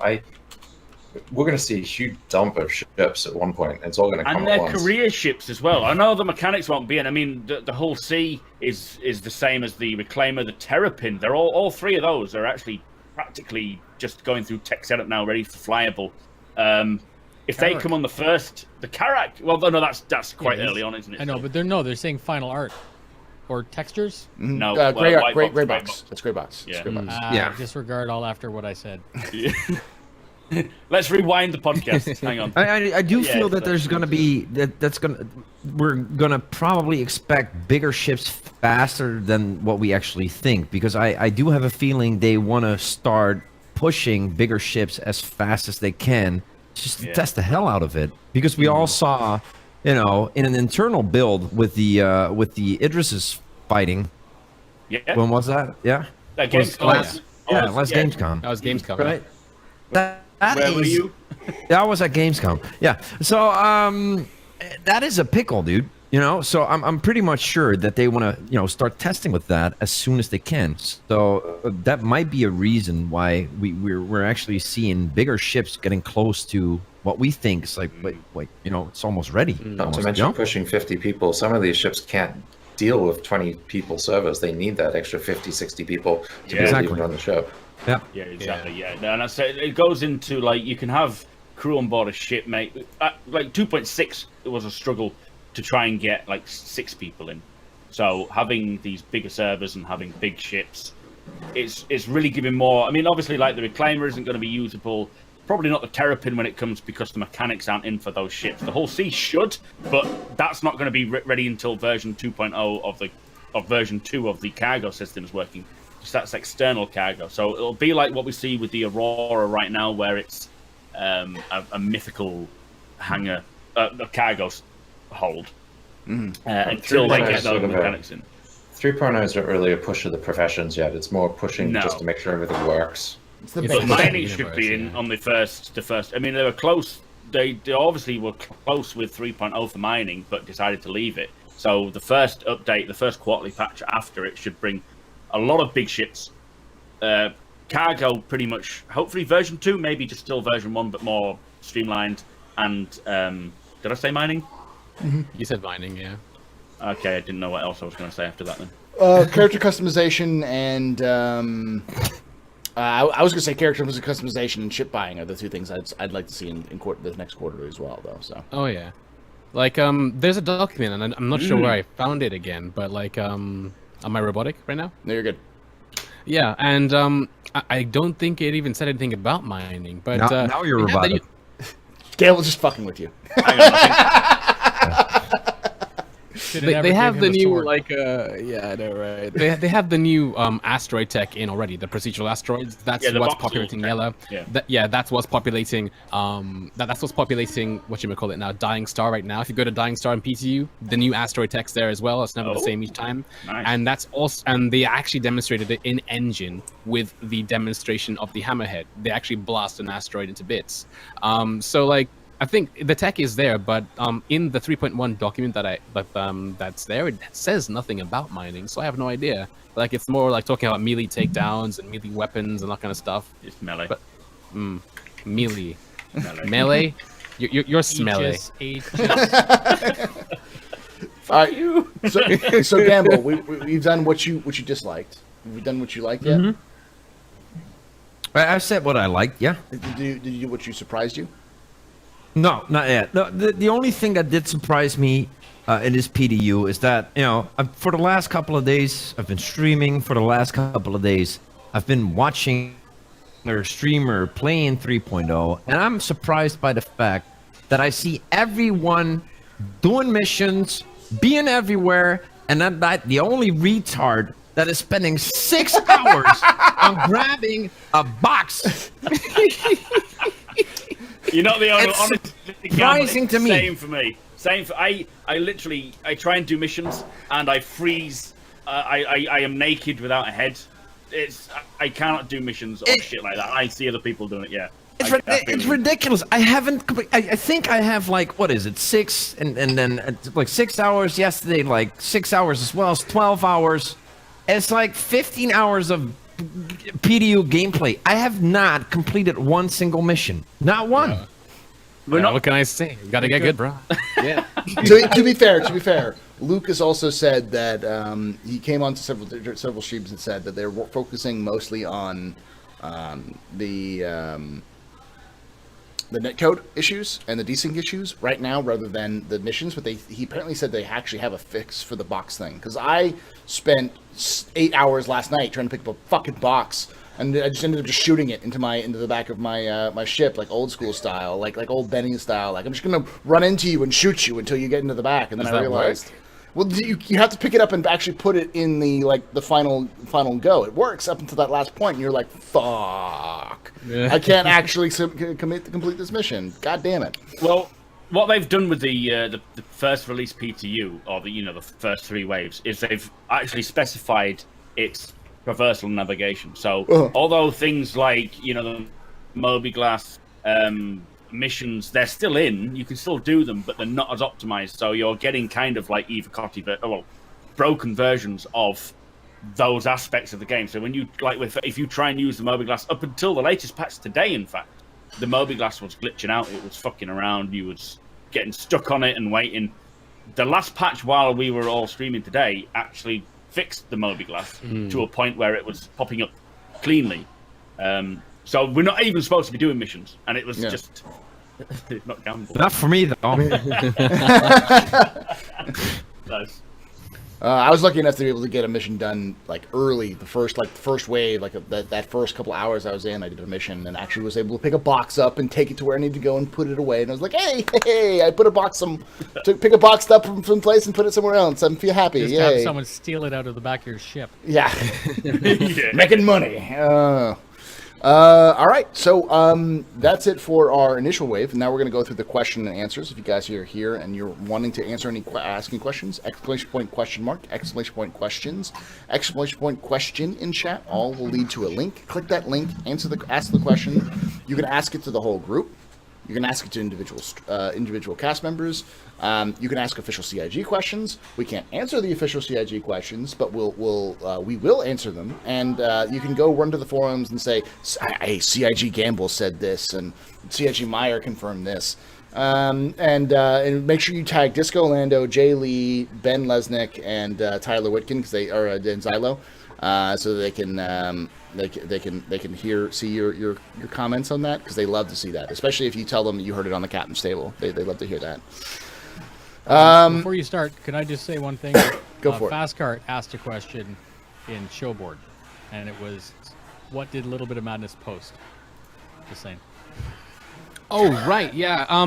So we're talking about being half-assed. Well, before that, we started the stream, we were talking for some reason about like Borat mankinis, and then Gamble was like, "Oh, this other thing." We're like, "What?" It wasn't. It was. Yeah, Gamble did it. I just got the picture. Gamble. Yeah, you I got know the about it. I just know I know what he was talking about. So I know the picture. I've got one in that home actually. That wasn't me, man. I didn't bring it up. In Canada, we can't wear that. We'd freeze, man. We were talking about mankinis, and that ended up popping up, and we I think we all agreed. Jay Lee, since you're here, can we put that into the universe? Can that be the one strapped item port 2.0? Yeah. Make it Drake. With Drake lettering on the front, that'd be great. The other thing I wanted to ask, Mac's not here, but I want to ask Meyer and Gamble, how are the beards growing back? Since you guys shaved, since we have all three of the big famous shaved guys who went to CitizenCon and got their faces scanned. This is my first time actually growing a beard, to be honest. I mean, I had that thing on my chin, but I've never done my face before, so like it's new to me, at least anyway. But recovering.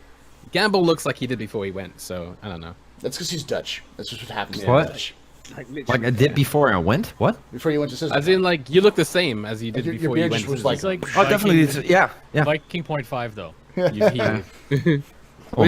What he's not telling you is that he actually, those are all implants that he felt self-conscious about it, and so he went and got implanted. It's a weave. It's a beard He weave. got roots done. Mac, how's the beard growing after the shave? Coming along. You got a little bit of a Ryan Reynolds there thing going on, you know? I'll take that. Yeah. Bet he gets laid a lot. So let's go over to the first questions here.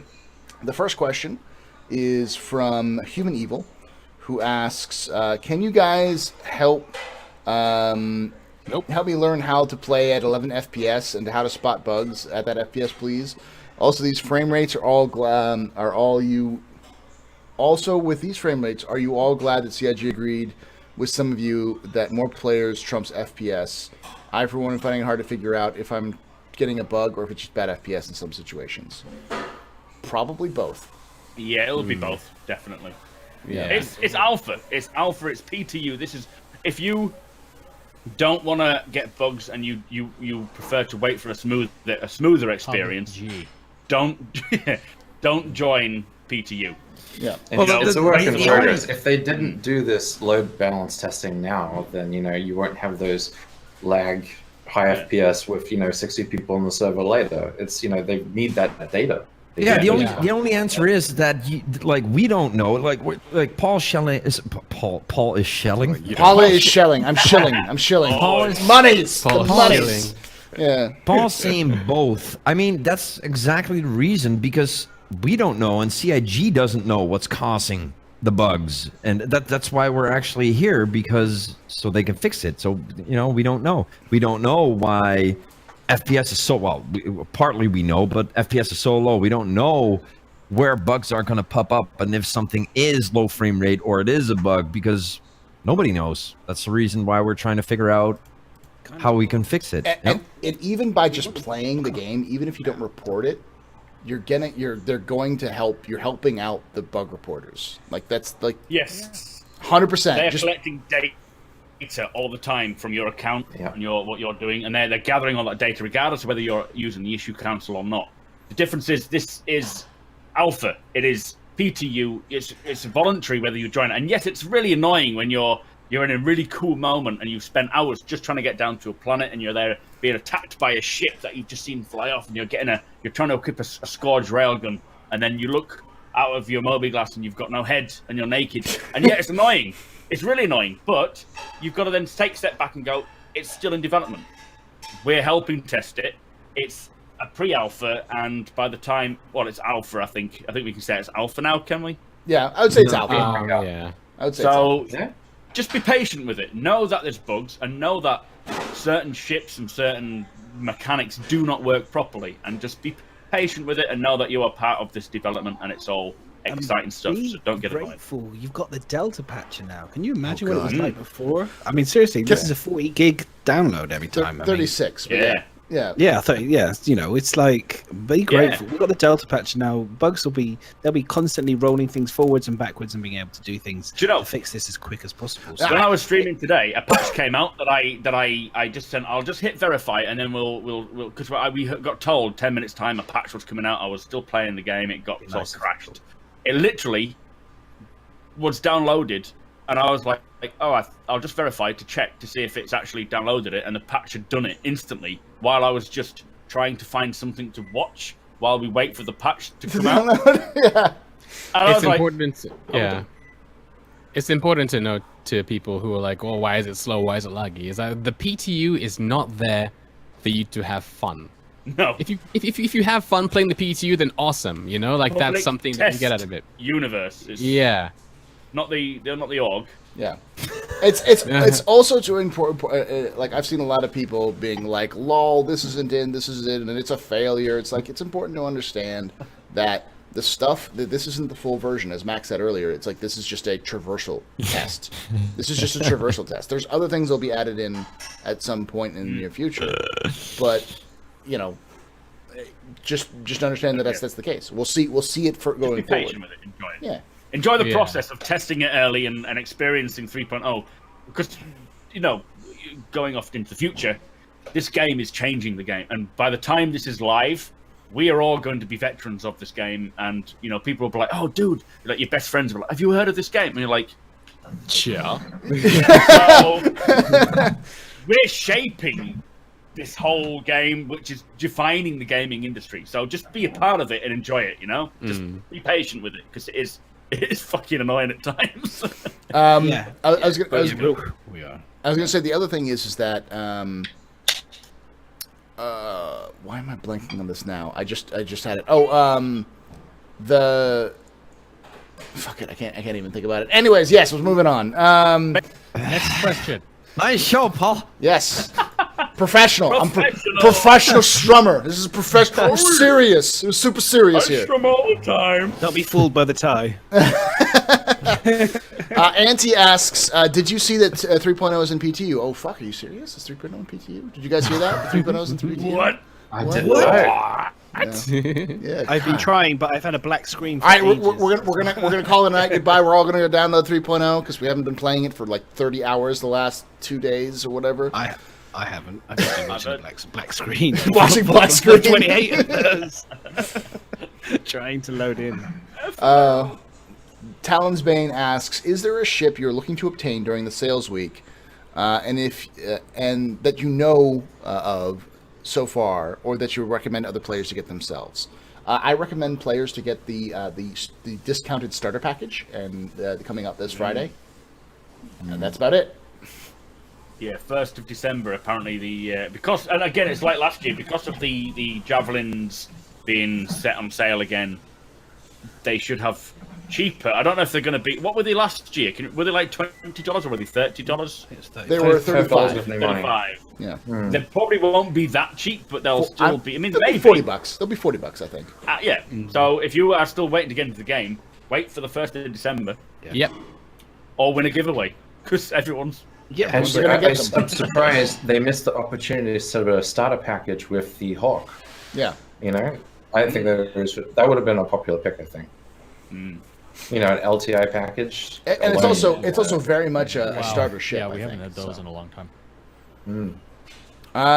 Next, but I don't think there's any other ships that I'd really recommend people looking at, unless you're looking at like is there any ships you guys are looking at individually that you might be? looking to I'm pick melting a knot to get a dragonfly. That's it. I can't afford the It's rest. just the carrot for me and the terrapin because I love the look of it.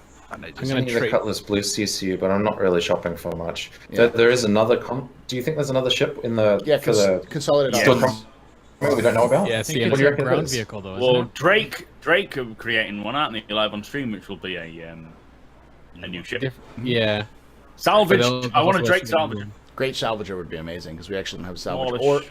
Or a what is it? Mining Drake. What did they do? A Would Drake Drake do a mining? mining vehicle? No, I don't That'd be think so. misquoting it. Reclaiming, That'd be yeah, misquoting but it. fighting. Reclaiming. I reckon they do salvage. I mean, it makes sense. You, ship. you pirate Yeah. someone, and salvage the ship. And I mean, it's going to go to a poll, so whatever they put up there will Capital ship, determine man. by Can you us. a imagine Drake capital Drake- ship. Drake capital Oh, Yeah, that's The what I mean. Like, scimitar? I don't know Like the why you guys scimitar? are discussing this. There's no discussion. It's straight up capital If ship. that goes up, I am going to be worried about my salvaging. Yeah. That's the only, Imagine that's the only thing that could smash it out. Source flying around in his cap ship. well, you can do something like a Corvette, like a pirate Corvette. It'd be kind of cool, like somewhere between the Polaris and the Hammerhead. It'd be kinda A cool. reaver ship, right Yeah. out of. Yeah. I mean, Yeah. I won't be able to All afford the it 'cause I bodies spend and too everything much on on it. coffee, you know? So. All right, So, so what would you actually stick on a pirate like capital ship though? Like, what It sort would of be- features would that have? I would say A brig. Yeah, break. Yeah, I would say cargo, prisoners and slaves. Neutrons. lots of cargo. Lots of like bunks and barracks for other things, and maybe a fighter A base. slave ship. I would say it would be cool if they did the first modular ships where ships come together like a transformer to form the capital ship. Oh, can you Voltron. imagine the coding for that? Didn't they show Hey. that the hammerheads could actually dock together? Like they showed a few schematics in the video. They and, showed like, them the lined actual up, colors. didn't they? It's like a Yeah. docking pole, but I think that's more to stations, like where we've seen pictures of Idris. Yeah, they You know, don't- it docks on the side because it's too big to land on a platform. Right. Probably That would blow something my like mind. that. That would blow my mind if they could take. Blow your mind. You mean like a Suliban ship, They'll just like from Star Trek? Yeah, they'll like kind of like. Yeah, can you interlink. imagine Bug Smasher's Mark's probably losing his mind? When one thing breaks, everything breaks. When one thing breaks, everything breaks. When one thing breaks, everything breaks. Just sitting here in the corner. Yeah. All right. Next question comes from Mayonnaise, and we'll go individually, starting with Gamble, who asks which capital ship, Idris, Javelin, Bengal, Hammerhead, I guess Polaris as well, would you like a crew member on? Like to be a crew member on, and which position would you like to fill? So if you were to fill Hammerhead's a, not a cap ship. yeah, I It's mean, not a cap ship. it's a gun If ship. it doesn't have capital components in it, it's Yeah. not a cap ship. It's a large ship. Yeah. End of story. Done. Paul. Medium. I'd say it's a medium. I want to be a It's janitor on It's a javelin. side- I want to be mopping the floors on a javelin. Mop the floors. Gamble. How about you? What do you want to be? On a bangle, just because of the reason that I've never been on I've never been on the Idris before as well, but but on a bangle, and I want to do valet Gamble Bengal. parking. Valet parking. Valet Bengal? parking of the Bengal. You mean like Gamble with an Bengal. Argo? Yeah, That kind of thing? That'd be interesting. Yeah, why not? How about you, Madness? What was the question again? Sorry. If you were to be a crew member on any of the current capital ships, what would you be? Madness is the reason why Madness is sitting here is like because he's always calling us like. I'm sorry. What was the question again? I'm just dropping it down. It's because I got my notes under my table, a big stack of them. If I was going to be on a capital ship, I probably, if I'm just going to be on I'm just going to be a pilot. Really boring, but that's literally, I would be one of the first pilots out the door, or that's what I want to do. I would want to be out there, getting into my ship and getting out there to get into the fight to kill things. That's absolutely funny. I'd be like one of those one of those Death Star in my black spacesuit, running down the road, grabbing my helmet, sticking it on, jumping in the spaceship. Oof, gone. That's what I want to do. That'd be awesome. So ditching your capital ship. Yeah, absolutely. Yeah. Bye. Bye. I need to get in this smaller ship and save my ass. Polaris. Damn You it. put me in the Polaris. Oh my god, this is shit. Get me out of here. I want to get me into the other ship, that Hammerhead. How about you, Meyer? So, in this ATV DPT of being a pilot for a capital ship like a Javelin, so I think again, I mean, it might be interesting to fly a capital ship, but at the same time, most definitely from playing things like Helion and the like, I think I'd love to be an engineer. I mean, even this one about the Hammerhead. I mean, like it was all about talking about the engineer who was outside the Hammerhead, making sure everything worked. Like, I'd love to be the one who was in charge of making sure everything was like up to 100% while we're like in the middle of combat, because there'll be a lot more stuff to do, especially like in a capital ship versus capital ship, right? Like you have people in your turrets, they're sitting around shooting stuff. You have the pilot who's like just staring there, going, "What's going on?" But like the engineer will be running the length and breadth of that ship in a panic the entire time. I think that the engineers will have the most activity on the ship. If I remember anything from Pulsar, when I played Pulsar, the engineers were the most hectic ones. They're like managing this power, fighting this fire, turning this off, repairing this shit, kind of going on and on and on and Yeah. on. So Exactly.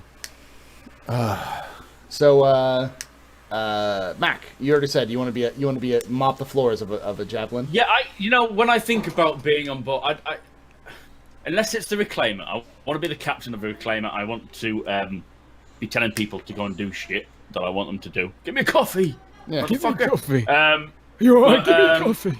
It's $50. Give me a coffee. But I would rather be a crew member on a big ship and just be a dog's body or security. Just not having something that's constant action. Something that's like nice and calm or chilled out. The idea of being on a capital ship is that you've brought it out for a reason, which means you're expecting something. And I like the idea of doing something without the expectation of something happening. It's like when you take a mission on. I don't want to always go onto a mission and expect pirates to attack me. I want to be able to just chill out and, drive from place to place. So, like, a capital ship to me is it's cool, and I like to be on one, but I don't want to have any worry of being in action, because I'm a pussy, basically. I'll say it before anyone else does it. So Gamble brought up that he doesn't think that the Hammerhead's going to be a fun ship to be on it. I agree with him, and I don't think I ever want to be on a capital ship, because it just seems like you're not doing what you want to do in game, unless that is what you want to do, which is knock yourself out. But it's not for this Canadian. What about if you're the captain? Then you are doing what you want to do, because Yeah, it's you're the really captain, boring right? though, because then you're basically sitting.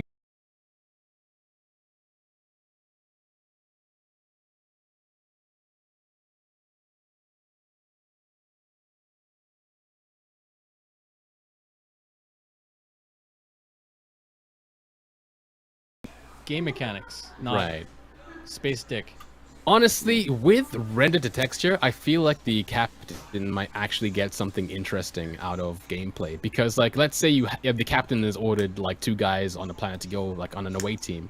If it was possible for those people to like feed back whatever they're doing to your seat in the captain's thing, like, I don't know, like, doesn't They've really got the happen. shoulder cams on some of those RSI spaces. Exactly, that'd be pretty neat, as a gameplay kind of thing. But yeah. Actually, I want to retract my what surprised me, because I just remembered render to texture.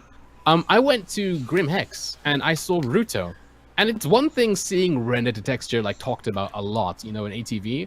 It's another thing to actually see it in game and go, oh my god, it's actually there. But yeah, like, have you guys seen Ruto yet? No, I went the to hologram.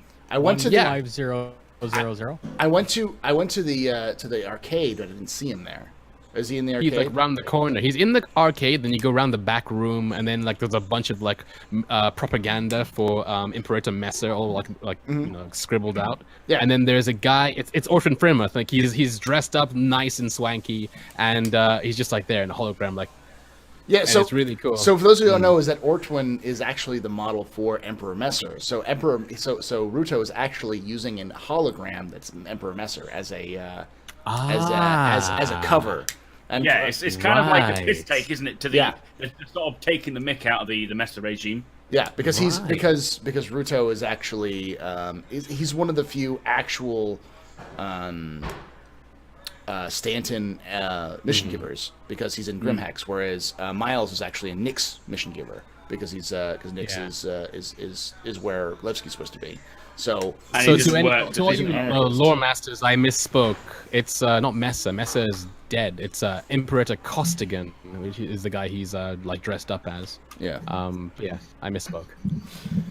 Yeah, it's true. So how about you, Hayes? Where would you be for in a capital ship? I'd be on a big ship like an Idris, mainly like Maya, and engineer mostly, but I'd be focusing on being engineer-quartermaster. In other words, before the ship goes out, I've made sure everything's there and it's working. When the fighters come in, I'll be the person doing the repairs on the fighters. And, when shit goes wrong in the capital ship, I'll be there repairing it. And then when we go back in the dock, I'll be the person tuning everything back up and bring it back to ship shape before the next run. That's the sort of role that really sort of interests me. It's very multi-role, many different hats. But I'm not going to get in a turret, and I'm not going to guide the ship or do communications or look at sensors. My role is inside of the ship. I agree. I think but I think what I would do is either be the cook, because I want to hit people with pans. They're like, hey, you, no, no, that's one piece of pizza you cut off. I'm gonna come back there and cut your balls off. Put your balls in the soup next time, motherfucker. Don't take that pizza. Are you going to be like the Steven Seagal though? Are you going to be the chef, like lethal? Do you know? Yeah, lethal chef. Yeah. No one messes with people. What people don't realize is that when I say I'm a teacher, I'm not actually a teacher. I'm the substitute from the substitute movies. Like a mercenary substitute. Yeah. And then or either that or the captain, because the captain has to. What a lot of people don't realize is if you ever play games like, and I think Gamble could back this up, and Meyer, because I think you've played Bridge Crew, right, as well. I've seen you guys play. I haven't played it myself. But the captain is actually a really important role in Bridge Crew and those kind of things, because if you don't, because everyone's doing their own things, but the captain really's job is to coordinate, make sure everyone's doing the right thing at the right time. So the captain is the timer. The captain is not necessarily like the leader, he's as much as the person making sure everything is running at the right point. Everyone does what they're supposed to be doing at the right moment to make sure that everything works properly. So, and then my experience with Pulsar is the same way. It's like, even though the captain doesn't have an actual role, the captain's decisions are important, because if everyone's doing their own shit, then the ship doesn't fucking function. It doesn't work. You need to have someone in charge making sure everyone else is doing their jobs. Do you know what I found interesting is on the jump point this month?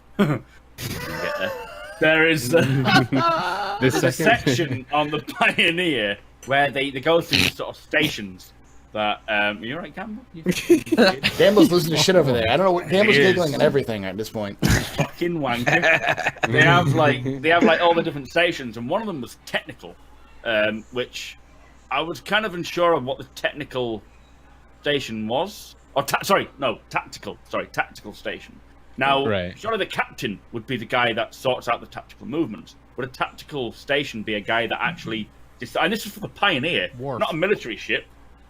Oh, what? Well, wasn't Worf like the tactical officer? Yeah. And I know you meant the Pioneer. What the hell does that guy do? But doesn't the Pioneer also still have turrets? Yeah. Yes. So what's the captain do then? Does the captain say, "You're in charge of tactical"?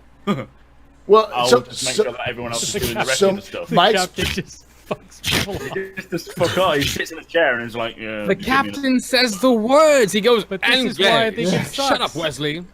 Well, no. So oh my god. So I would play if I could tell "Shut up, Wesley." That's it. So in my experience with games like Pulsar and Bridge Crew, the captain will say, okay, like the tactical officers say, hey, there's this ship here, it's hostile, it's this many ways, what do you want me to do? And the captain's like, okay, well, fire torpedoes or fire phasers or lasers or something like that, and like let's keep and then the con officer is trying to make sure that they're getting the right angle of attack for everything to make sure everything's working properly, while the engineer is making sure that everything doesn't light on fire and explode while this is going on. So again, it's as someone said in chat, it's like the captain is a conductor of an orchestra. It's really what it is. The captain has to make sure everything's working properly. It's a hard job, and the one part that's not the part where it's not fun is when everything's running smoothly, because no one does anything. But when everything is exploding and everything's going to shit, the captain's job is to sit there like, I know exactly what to do, even though the captain has no fucking idea what they're doing, and hopefully everything works out for the right for the right reasons. They also, Edison. No, I didn't mean the science. They also have a science station on it. What's the science behind the Pioneer? What is that station there? Because you've got the architect, which sorts out the tactical and the science side of Well, planting what if outposts. you're going out to a place and you know there's something there, but you want to find the best location? Like, it might do a mineral-based survey, and scanning of the ground to see where the best place to put down is. You know there's a good concentration of ore in the area, but you want to know the exact spot you want to put your buildings. The bitches. There's a high concentration of bitches in this sector. We need to put our our brothel Sure. here. Yeah, exactly. Captain, there's a high concentration of bitchonium in the area. Yes, we can use I it to make suggest we a do brothel. caution, So, Totally Not Darj asks, please pronounce the following: Aegis, Idris, and Aquila. It's Aegis, Idris, Ikilla. Yeah, I kill her. Aquila. Yeah. I kill Gamble, you. Gamble. Let's get the official Dutch Canadian pronunciation. But I mean, like I heard Sandy and Chris saying something my like God, Aegis. Aegis. They put two eyes Aegis. there and an apostrophe for no reason. Yeah. Aegis. It's like, what the fuck is wrong with you guys? Man? Jesus. Oh, I've wow. been The playing this Idris. game for a while, so I've never heard somebody say Aegis. Aegis. I pronounce it as. These guys know nothing, you know? I pronounce it as Aegis. Whose game even is this? It's Aegis. I pronounce it as Aegis. I can say Aegis. you can either say Aegis or Aegis, but either way, that's more correct than Aegis or. Well, in my like a language, Idris. like a combination of an A and an E is actually A. So I'm just gonna call it Aegis. Well, And, it's based off of what it's, was it's the based other? off of Greek, which is AE combination. Right. Yeah. So what? And that's actually pronounced as A. Not like But, Nubifiers. I don't give a fuck how you pronounce it. It's what it is. What? Like But what was the other one? Hey. Idris and Aquila. Hey. If you Okay, go- so the Russian guy, I don't know, I forgot his guy on TV actually calls it Idris. So I'm sounds pretty cool pretty with that. cool, It's like, yeah. he's been doing a lot of good work, Like- even so. It's like right now it's Idris. Like Idris. Kalashnikov. I like that. That sounds better. Right. I call Yeah. it Idris because, Idris Elba is called Idris, so, like... I And- had a ton of fun. I actually, on that ATV, I posted up AGE-IS and in quotations, and that's like the most thumbs up thing Aegis. on that whole chat, like Aegis. Just Aegis. simple, right? And what was the And, last one? Aquila. Oh, I'm sorry. Aquila, which Aquila. is Aquila. Aquila. Because the problem Aquila, about that so- one is that it's actually, I think it's Native American. Is the No, is- it is not. It is Is Latin. it Latin? It's Aquila. Yeah, Aquila? it's Aquila. Aquila. Yeah. Like quiz. It's Aquila. the god of It's not Akka, it's alcohol. Aquila. Yeah. Yeah. What the British guy said. I'm with them on that one as well. The Queen's English, after all, right? Yep. She knows what she's talking about. So yeah, Aegis, Idris, and Aquila. Aquila. Same. I'd always say that, but Aquila. I'm wrong. Oh man, it was actually soul destroying at Gamescom. Like I was like, and okay, so we're about to do the constellation Aquila, and then Disco was like, Akia, and I'm like, no, it's not Mexican, it's Latin. It's Akia. Aquila, like aqua. Akia. And he's like, Aquila. he's like, you're on my Makes show me floor. horny. You pronounce it the way I pronounce it. I'm like, Aquila. Aquila. I mean, do we all know the band TerraVision? TerraVision. No. Hey, tequila. Oh, All right. Makes me horny. It sounds like that. It's not that. It's Aquila. It's Aquila. Aquila. Wait so a minute. who's the Starge character? Next question is who's the Starge character asks. Since 3.0 is out, are Gamble and Meyer finally going to announce their undying love for each other? Next question. We'll go quick. Oh, That's a snub from Gamble. That's a snub from Gamble. Listen, I just happen to know that Meyer is a saboteur. All right. So So you guys shared? Did you guys share a room at Gamescom, or was it just? No, the we floor? did not. They shared actually, more no. than a room. We shared a stream. Jesus.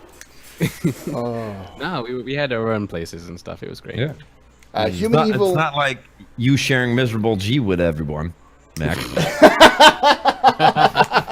We are one and the same. He likes the cuddles. It keeps him warm. He also likes the corner. If you're looking for Miz, just look for the corner. He's there in the corner. Human Evil asks a technical question. How do you lose your crime stat rating in 3.0?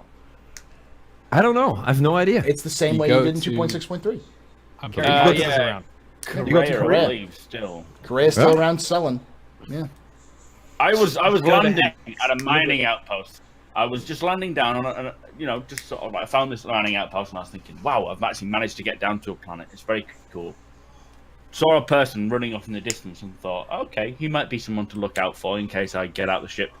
Landed, and I swear he must have ran like an idiot and stood underneath my ship and got crushed. There needs to be some suicide watch mechanic in Star Citizen. So if someone runs under your ship when He'd you're been trying to there land, for ages, you don't get waiting blamed. for someone. He was so excited, like, yes, someone's here, But- and Matt Yeah, comes in with for bad ages. flying, Yeah. kills him straight away. Oh wow. I was calm, collected, landed, crime stat. And then I was naked without a head. Again.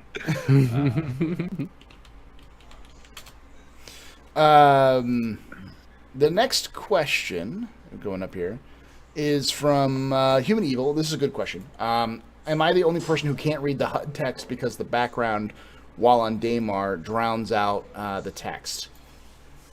On Daemon. Totally agree with that, There's man. a backlight actually, problem. Yeah. There's a lot of problems. Yeah. The don't you think the Moby Glass, just lifting the Moby Glass, you can barely read anything behind the Moby Glass because the light's so bright? Is there a way of turning it down? You Not turn your yet. Moby Glass off. Not yet. Not yet, but gotta right now they look try up. and fix it by dimming the background. I mean, like when you do it, like everything else goes back. But like they don't do it like in Elite Dangerous just yet, where you can actually set the actual brightness.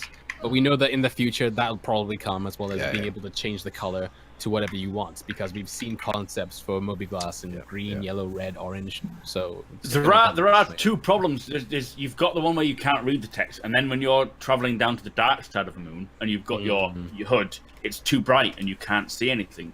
So there needs- I don't know how they're going to balance this, but there needs to be like It's the same issue where you get that you're actually an EVA and you put your Moby Glass on and you have to like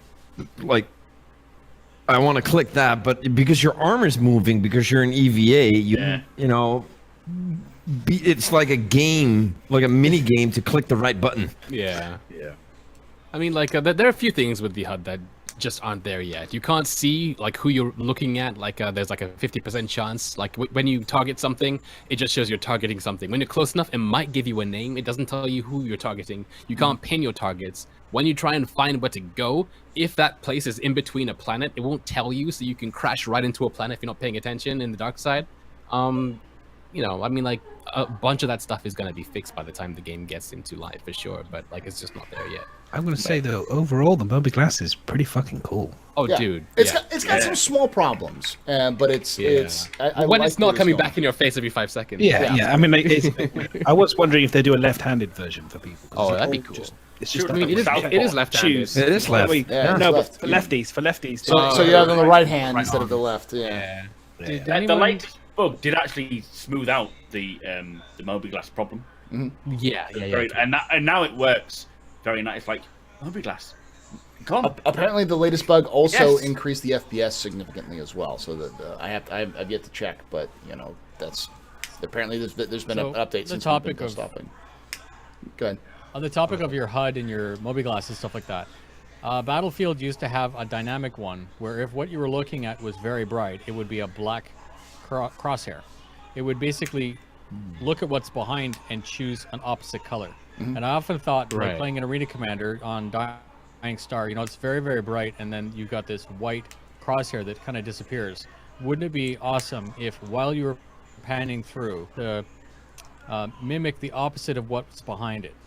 Higher contrast. It worked really, really well, and just something to think about for that. It could also work maybe for the Moby Glass, you know. Yeah, well, a lot of the ships have that on-screen HUD still because they don't have actual MFDs. And as like you said in Dying Star, if you're looking at the bright sun or the other things, it completely disappears and you can't see any of your stuff. Something that confuses me when I'm playing 3.0 is when you see something that is supposedly 600 kilometers away and you start zooming towards it, and then you realize it's on the other side of the planet, on the moon, Should be. and you go slam straight into the moon, thinking that you're actually approaching. Do you know what? I okay. agree. It would be good if it was like coloured in red or something, because when you look at the Moby glass, it shows you a red line to indicate that it's on the other side, or just it or an disappears. X. Yeah, a red X or something. Or- to Do say it's not there. go full speed at the moon. Yeah, no, I agree It's with on you. the other I agree fucking with you. side. It's a bit weird. I agree. It would be good if it was. I had a colour-coded. passenger once, and I was just playing just normally, and the guy was like, "Slow down, just slow down." I was like, Yeah. "Fuck's you talking?" Slam! It went everywhere. I was like, "Oh shit, sorry." Yeah, we survived because the ship didn't explode like it should have done. It's the future. The plants are made of rubber. You're good. I actually, hang on. So I had a bug today. I literally thought, right, this morning, I woke up very enthusiastic. I'll record Levski. That didn't work because the frame rate was like 6.5.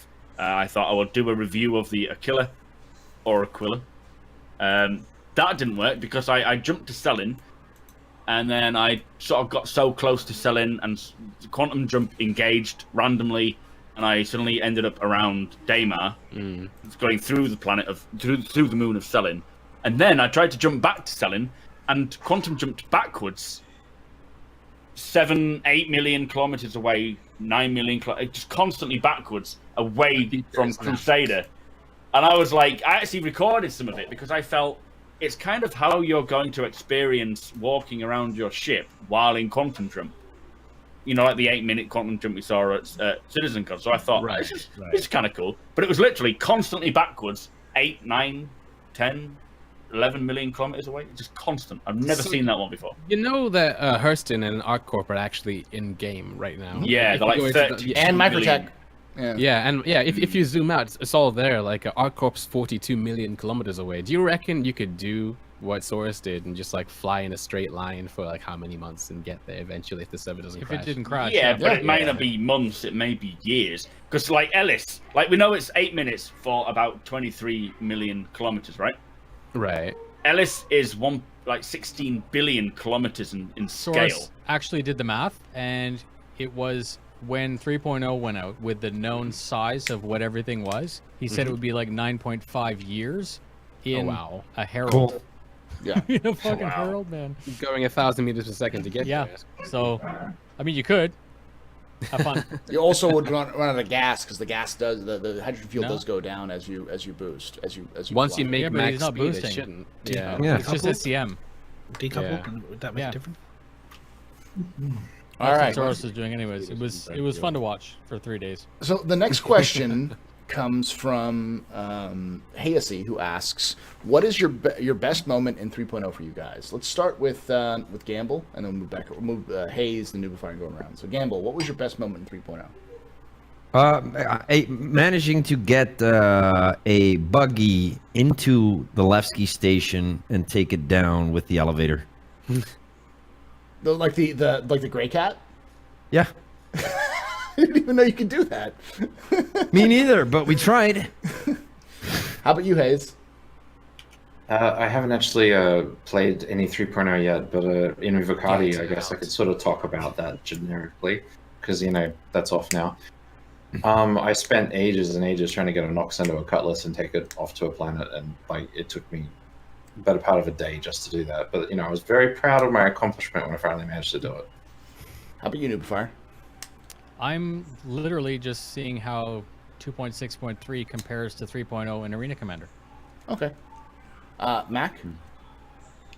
It's always when I've jumped to a moon and I'm looking at the moon as I'm traveling down towards it, and I go in third person, you can see the atmosphere change and the sunrise coming up. Those sort of moments where it just looks fucking real. It looks better than actual sunrises in real life, and you're just blown away by it. Crazy. But that's Meyer? me. So I discovered this bug recently where you, if you try and go into Arena Commander, into a multiplayer match, but cancel before it puts you into a server, and then go into the hangar, you now have weapons free. It ignores the armistice zone. So I was spawning ships and destroying them and stuff. And at 60 frames per second, or however much, like seeing the new Arrowhead sniper rifle and like charging the shot and seeing like where the spark, the way the barrel works, the spark. There's a spark, and then like there's a laser, and it gets bigger, and then the area behind it, starts to distort because of the heat. And then when you fire, then the surrounding area past the muzzle also starts to go all hazy. And anyway, I blew up a Nox with a shotgun, and it was great. Madness, how about you? If I've got permission, I can post what was my favorite moment in 3.0 because I've got a video clip of it. So then people can watch it. But it was what I said earlier, which was the dropping from Levski with the landing when you thought I was about to die because I thought I'd missed it because I was trying to get in the hole, the Levski hole. That was what I always said. The first thing I'm going to do is going to get my cutlass. I'm going to fly over Levski. I see a hole. I've got to get in a hole, basically, is what I'm saying. So I literally was like, right, I'm dropping straight in there. And so that's what I did, but I missed it. And then it was quite fun what happened. There we go. It was a bit of a surprise. That should be good. All right, okay, so there you go, guys. Enjoy that. The Levski landing. So yeah, that was it. It was very good. I enjoyed that. My favorite moment was one that was captured on stream because I was just exploring, and we found I think I did a mission where I had to deliver some goods, and then Diablos found me. And so we were like, hey, what are we gonna do? And I was like, oh, let's wait here until the sun rises because the sun was about to rise. So we both just sat down, did the emote sit on like the North Pole of Selen, and or South Pole of Selen, and watch the sunrise. And someone's mentioned something about like it's like the opening to the Lion King. So I just played the entire opening of the Lion King, cut to the sun rising, and it was perfect. Just like the as everything it worked really well.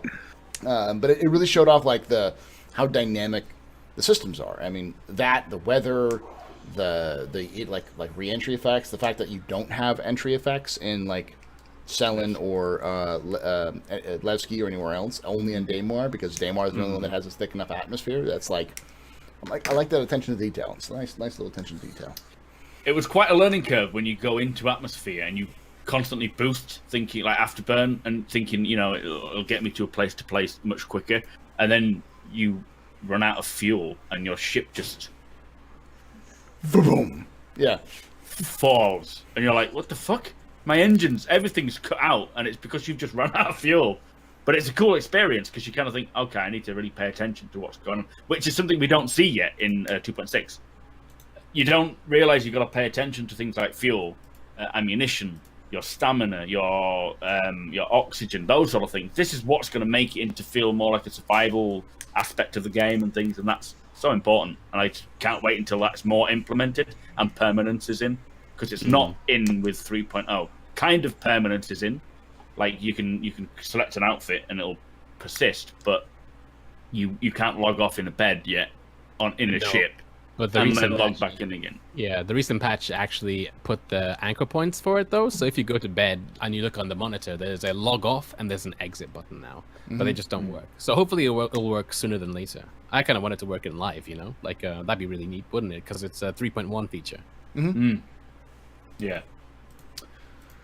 All right. Next question comes from... Or did we get to Meyer and the rest of the guys? No, we already did. Yeah, we got to everyone. Yes, I'm just a terrible host. That's what happens.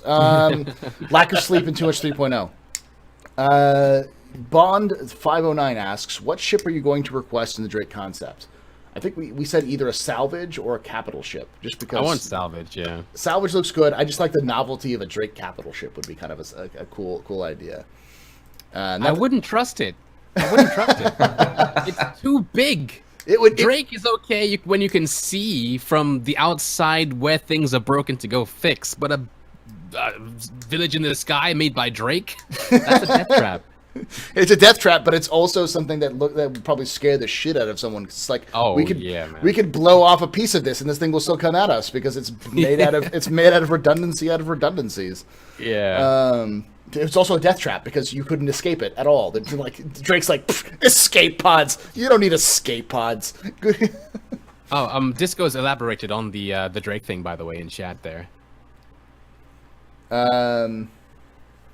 So there are 3 choices. There are 3 and we're choices. gonna yeah. Oh, what are the 3 choices? Or will you not know until the actual day of Disco? We'll have to hear about that. We need capital ship as a choice. Pirate King ship. Pirate Kingship, yes. Pirate Kingship, yes. Oh my Well, god. Drake doesn't have a starter ship, does it? That No. might be interesting, even though we want a capital. It's Yeah. like- A starter salvage ship would be nice because we have our starter mining ship, we have our starter bounty hunter ships, we have our starter transport ships, but we don't have a salvage. So Disco says the capital is not going to be a choice. Damn it! This time. This time. This time. Small salvage then makes sense. The Drake, doesn't it? the Drake Raider, The Draider.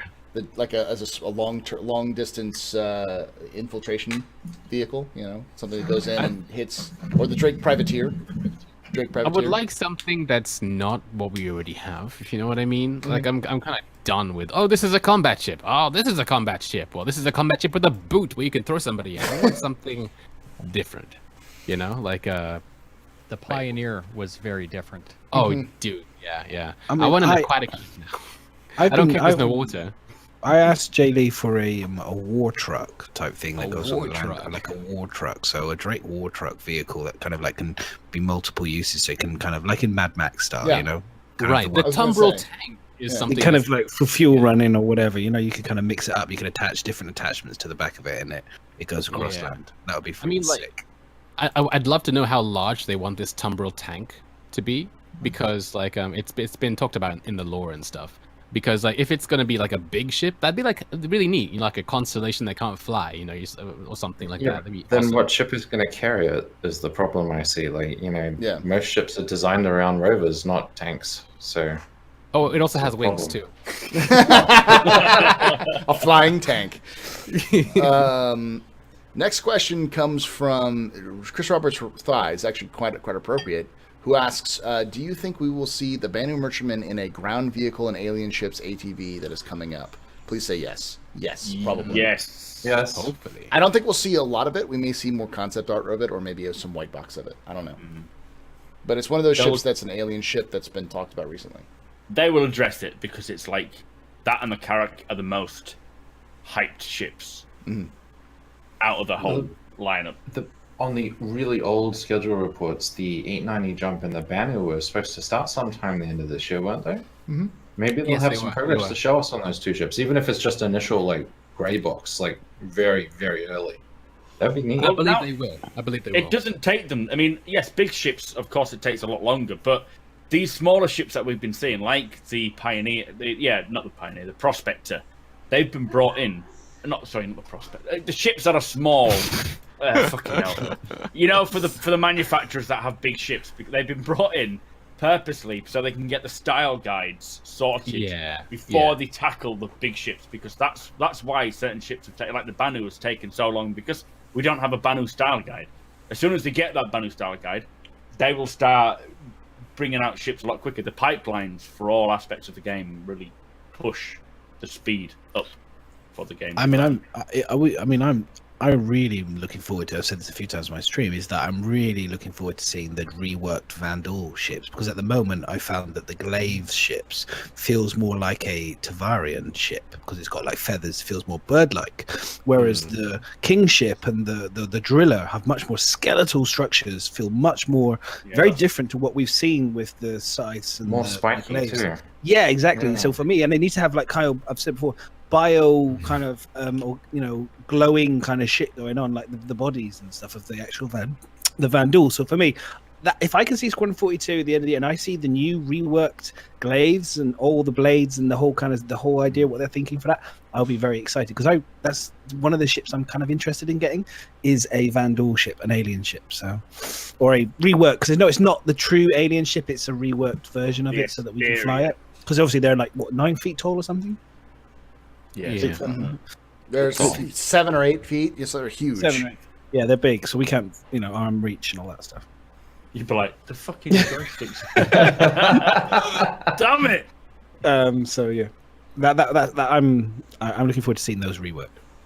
alien-wise. Sorry, I just changed it, but never mind. So good. Let's see what the next question is. Oh, Chris Roberts Thighs also asks, is there a chance to get Chris Roberts Thighs scanned into game so we can sit on the lap of Christ? Okay.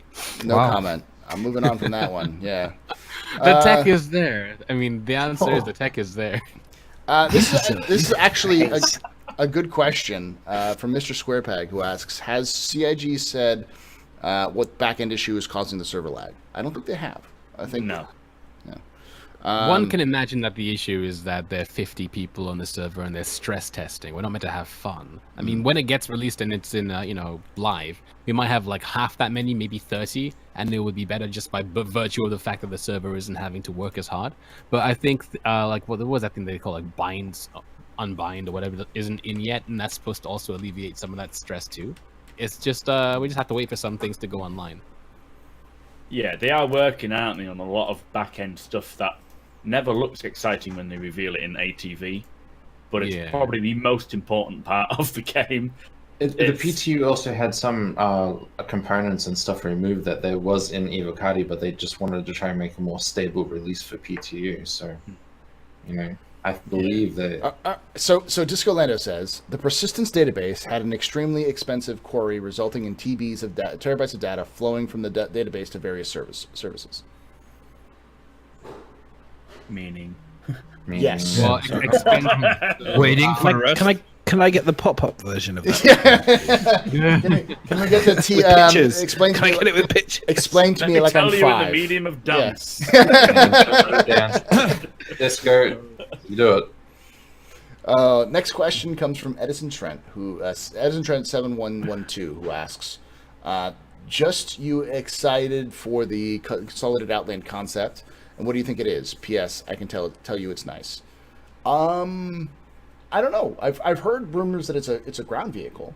I don't know if that's true or not. You think they'd put that on the ground vehicle day, though? Well, no, it's also a Consolidated Outland, which is itself a very not very filled out. Yeah, the least Stage. manufacturer, aren't they, at the moment? Yeah. where Well, the newest only have- manufacturer too. Like they've only been around for like 20 years. In But lore, you so it can't makes just sense. put out a starter ship and then jump to a 200-meter capital. There's got to be something in between, right? Silas is like, surprise! So they should be like the coolest, though. It's a bit like Tesla's, a new company Yeah. pulling out some of the Yeah. coolest new ships. Yeah, it was That's actually the idea with it and Silas Kerner. I mean, like that's the fact that so he made the Mustang as his kind of like breakthrough ship. That's his modern ship of the future that everybody is flying in the verse who can afford it. And then he tried to basically break through and revolutionize settlements by making this ship that can build settlements. I think if we're talking about a larger CNOU vehicle or ship or something, it has to kind of again change not necessarily be a game changer as the Pioneer is, but it has to fill a specific niche that no other ship does. Otherwise, it's not quite CNOU, in my opinion. True. Yeah, they are the guys that produce something that has not been seen. You get people that produce ships in all the same sort of categories. They are the exclusive ones, and I think Silas would be best played by Matthew McConaughey if we were going to get like a film, A movie, Star Citizen film with the Texan accent. Well, I mean, it helps that CIG was founded in LA and Texas, and those are both places where you'll see heavy, Elon Musk influences, because I believe SpaceX is headquartered in Texas and Tesla's headquartered in LA. And they may both be headquartered in California, but I know that there's a SpaceX complex out here in Texas, in Houston, I believe. So, yeah, same kind of concept. Both is that kind of idea of like we're going to be pushing new boundaries and such. But next question comes from Stream AK, who asks, do you guys think they will manage to reach the Javelin's 80-man crew limit? How many needs to be an instance to make that ship with support viable for PvE, PvP scenarios? He says, cheers. Noobify, that might be a good question for you. The question is, like, do you think we'll reach that 80-person crew limit and be able to actually play with the Javelin? Eventually, not now. I mean, like, yeah. Is it just a question of time and when? Yeah, because Yeah. Aaron's Year, described year and a how half, their 2 Neko- years. How far? Yeah. Aaron's described how he wants their Neko to be. Like, basically, a server or part of a server is going to be governing, like, basically one giant ship as its own kind of instance or whatever. You come out of that, and then something else then takes, like a then. I'm no network technician. I'll let someone else describe The it. server but, you know, calling. It's the yeah. server It's calling. called Yeah. server. Is it meshing? Server meshing? Is that what it is? Yeah. Something like that. Yeah, they're going to combine all the servers together. So basically, what they're doing right now is they're trying to get as many people on one server as possible. That's 2. So one server as possible, and then they will then interlink all those servers once they get the stability on one server. And it's a bit like dual universe, where there's a video that they do that really explains it well, where everyone will be on technically one server, but you'll be instanced based on your metadata, your friends list, your performance, everything, and it'll all be on one. And yes, exactly, they will definitely reach that goal, whether it's this year, next year, 2 years, 3 years, we don't know. It's a case of technology, money, time, and the people they put on it. It's one of the last big technical challenge. I mean, there's lots of small ones, but for me, like procedural planets, procedural cities. But this one, I think, is one of the last big ones for them to nail. Really. Yeah. Disco put the name on it.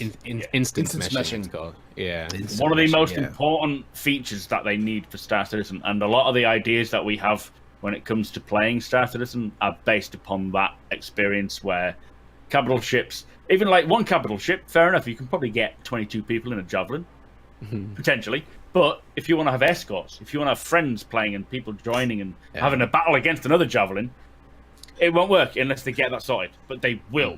There's no doubt about it. They will sort it out. It's just a case of when They know how. they know that because it's the whole point of like all their original advertising way back when was these pictures of these huge capital ships and the glaze flying through it and all massive space battle. That's what they sold the game as. So it's clearly one of the big things that they want to do. I mean, they got Squadron That's what 42 they've to sold do the it. game as recent as Gamescom when the two interests fought each other. Exactly. Yeah. So That is what they're pushing. Nubify, what you wanna do. Your thoughts on that whole matter? Sorry, we kind of No, it's all good. we leave you there's the two- best. We leave best There's to two last. things. Chris Roberts said it would be like that. And even in my conversation with John Pritchett, which was awesome, he really did say what the boss wants, no matter what John Pritchett says he wants in the game, it ultimately comes down to what Chris Roberts sees in his brain. Him being that driven, we all know that he's very driven, obviously, because that's why the game is at the level that it is. I don't think he will accept it unless it makes it or reaches that, and I think he'll make technology to make that happen. Yeah. So that's one part. The second part is I always saw it as bubble tea, little bubbles inside a cup. The whole cup is the server, and you can move between bubbles, and each of those bubbles is an instance. But you can see into the next bubble. You may not be able to see past into 2 bubbles, but you know what I mean. Like that whole meshing is how it would work, and it has to be seamless because we know that that's one of the mission statements of the game. And then the other one is that it has to be massively multiplayer. So for that to happen, to answer the question, it's not a question of if, but when. It has to happen. And Bubble to tea is iterate on actually a the great analogy, actually. I like the that a lot. whole the whole fact that Chris is designing a game that he wants to play, his level of standards are so important. If you could leave it up to the devs or people just sort of the community to say, or just release it, just put it out now. But when Chris comes along and says, that's not ready, I want this in, I want that in, I want that to be sorted, that's really important to keep the brand standard up. Because as soon as they start dipping underneath the standard of what we expect for Star Citizen, that's when we'll start seeing the standard go down. And we don't want that to go down. We want it to stay at a good level, which is what makes Star Citizen the game it's going to be, is the fact that he keeps all the finite details as important as the big details.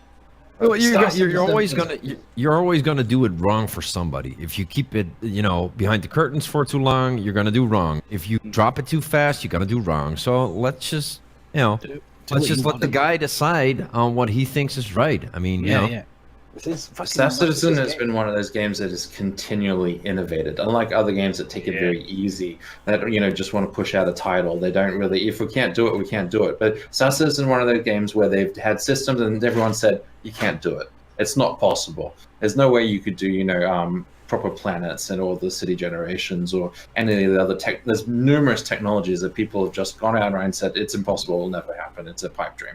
If And anything, they continually CIG prove them wrong. Yeah, if anything, CIG feeds on the negativity. So, like, everybody just keeps saying it. It's not going to happen. It's a pipe dream. And, it's going to come even sooner, So just do it. Well, the thing is that every member of CIG staff is dedicated to making the game function. Yes. There's not a single member of staff member I've met who isn't as excited as a fan as the fans They're are. fans, they're backers. They're not just developers. It's like none of them are like, a lot of the developers that we meet don't sort of say, well, I'm just here because it's a job. They are there because they truly supported the game in the first place, and they want to see it made, and they want to push their skills. And we have some of the best developers in the whole business. I mean, having the CryEngine people involved is one of the biggest steps that they've taken. They're also kids in the candy store. A lot of them are doing R&D stuff, and in gaming and tech, you very rarely do R&D. Most gaming is going to use an engine. You might do a little bit of development, but this game is much more R&D heavy than your typical Call of Duty or your typical Mass Effect or your typical Assassin's Creed games. Well, those do have some innovations and changes. Those are all the different departments are all usually working on different things.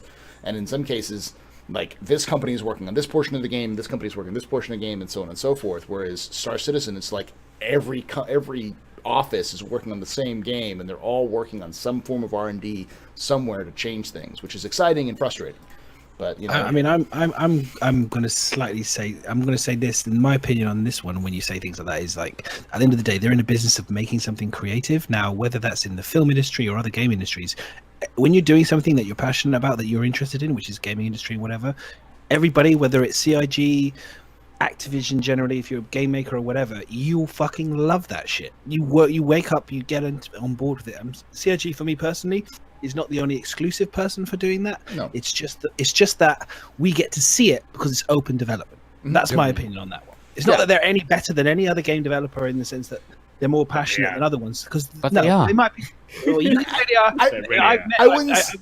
They're very passionate in other gaming. The guys who are making games in other companies are just as passionate, in my opinion. It's just that we get to see the shit. Because we get to see it all. I have seen a lot of people who make video games and software, and there is a higher proportion, in my experience, of CIG developers in making the game, and someone said it like it's Sledgehammer. There's lots of people who have jobs in the game industry to make games. They enjoy making games, and they may enjoy doing their job, but there's a difference between enjoying, like, hey, I'm making some character models for the next Call of Duty title, or I'm making some environments for like a new IP for Ubisoft, and like sitting there and saying, "Hey, build this." So I think it's slightly different in my experience. I have not seen a single person. I'm not a single person in CIG who's like Maya said, I'm here to collect a paycheck. It doesn't feel like many people are there to collect a paycheck. They're there because they are passionate. When they talk about it, like when you see them on ATV and they talk about the actual thing they're developing, you can see the passion that they're excited about what they're doing, and that is partly, like, not like 100% the only reason, but partly the reason why the game is going to succeed and excel is because the people who are working on it actually want to do that. They're not doing it as just a means to an end. They're doing it because they want to see it succeed. And that's what's really important in this game, is the fact that the developers want to make Chris Roberts' dream. Yeah, because the reality of game development for most game developers is you're making games you don't give a shit about because you need to make the money. You need the money to be able to make the games you do care about. And CIG is in a unique perspective where they don't need to do that. They don't have to make a side game for that. Also, they had a good position on getting those kind of people in, because the company pretty much just started, right? So if you're looking at Blizzard and EA and all those the bigger publishers, they've been around for a long time, and if you're on the paycheck, at some point you're gonna get switched to a different game, something you might not like, but you work for a company that brings out a lot of games, so it's whatever. If they need you on a project, you're gonna be put on that project. And I feel like with CIG, they had the time, also, to, pinpoint and have people actually, react to something, apply for a job opening when it actually started out. So they had all the, room to, select out the people that really seemed like the best choice also. Yeah. Also shared the dream. They applied and already shared the dream before they joined in. Yeah. Sorry, I was just looking at tweets and such like that. Next question comes from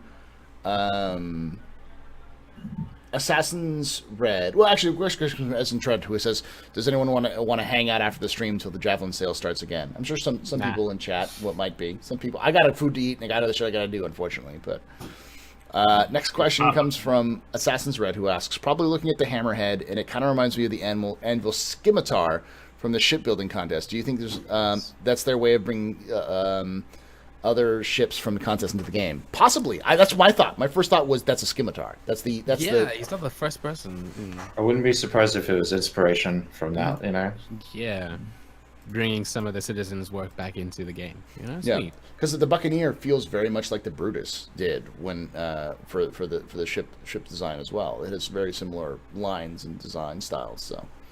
I mean, design is all about taking 90% of design is taking things, being inspired by things, and shifting shit around, and then only probably 10% is true originality. Everything else is just mixing stuff. So, yeah, doesn't surprise me. Said from the designer of shoes. Yeah, that's right. Yeah, exactly. That's what we do. I mean, it's true originality can come from all sorts of places, but generally, on the whole, you take inspiration and you're inspired, even if you're not aware of it subconsciously. You can take things as well, Apparently, unfortunately, no. Nobody working on the Hammerhead even knows what the scimitar is. I think they were just trying to make sure it looked like a Hammerhead shark, with the eyes and the probably. head. Well, that's the point. That's the connection. The designers who are designing one thing were probably inspired by our Hammerhead, and the years people were probably inspired by it. And then that's your source, your original core reference for inspiration is that. So there's going to be similarities. You know what I mean? That's the way they probably design use works. Similar references. Yeah. Yeah, exactly, and that's how it works. It's true originality is really hard. All right, so this is specifically for Mac. From Edison Trent. So I just sent you the message in Discord there, Mac, so if you can take a look at it. It says, "Please let Sergeant Gamble ask Mac this question." Oh, I'm sorry. I sent this. It's the reverse. Let me give it to Gamble here. Yeah, don't gamble. Ask the question. Ask this question, please. Hold on. Where are you? Which question? Oh, there. Okay. Waarom dat zijn baard zo langzaam groeit? Kom op, hij heeft meer irisgen in zich dan als jij. Okay, that's pretty interesting to translate. Yo, Mac, he's asking why, compared to me, your beard is, so growing so fucking slowly compared to mine. Because, and I don't actually know how this translates though, because you have more Irish gen in you than I do. As in you, Gamble. Yeah. As in you have more Irish than Mac does? No. I've had Irish in me. You. That you Mac have has more Irish. Yeah. I'm Scottish. Yeah. I'm not Irish. Even then. I think my complexion is more healthy. Wait, you're actually saying that your complexion is more healthy? Do you have a mirror there? Let's just leave it there. All right? Let's listen. As someone with Dutch and German genes and a mutt of Europe, I can say that it's a blessing and a curse to be able to grow beards fast, because it means you have nice, luscious hair, but it also means you have to keep cutting it down, otherwise it turns into a fucking hobo jungle in your face.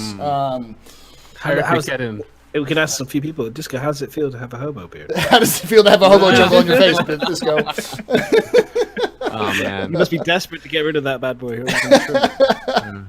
I like the look though, the long beard and the buzz cut. It looks nice. That is insane. That's a massive beating. How long has it been now since he's been growing that? Seriously, since the beginning? June. Or? Since he made the pledge that he wasn't going to shave. I forget when it was. I think he... It's ginger. It grows quicker if it's ginger. Hobo beard sucks butt. Just saying. Oh God. Next. Max, the new Santa Claus. Clearly. Jesus Christ. Next question comes from Santa Claus in his 20s. comes from 20s. Ashen Angel, who asks, "Do you think the Hawk will be used commonly in piracy-related activities?" No, not really.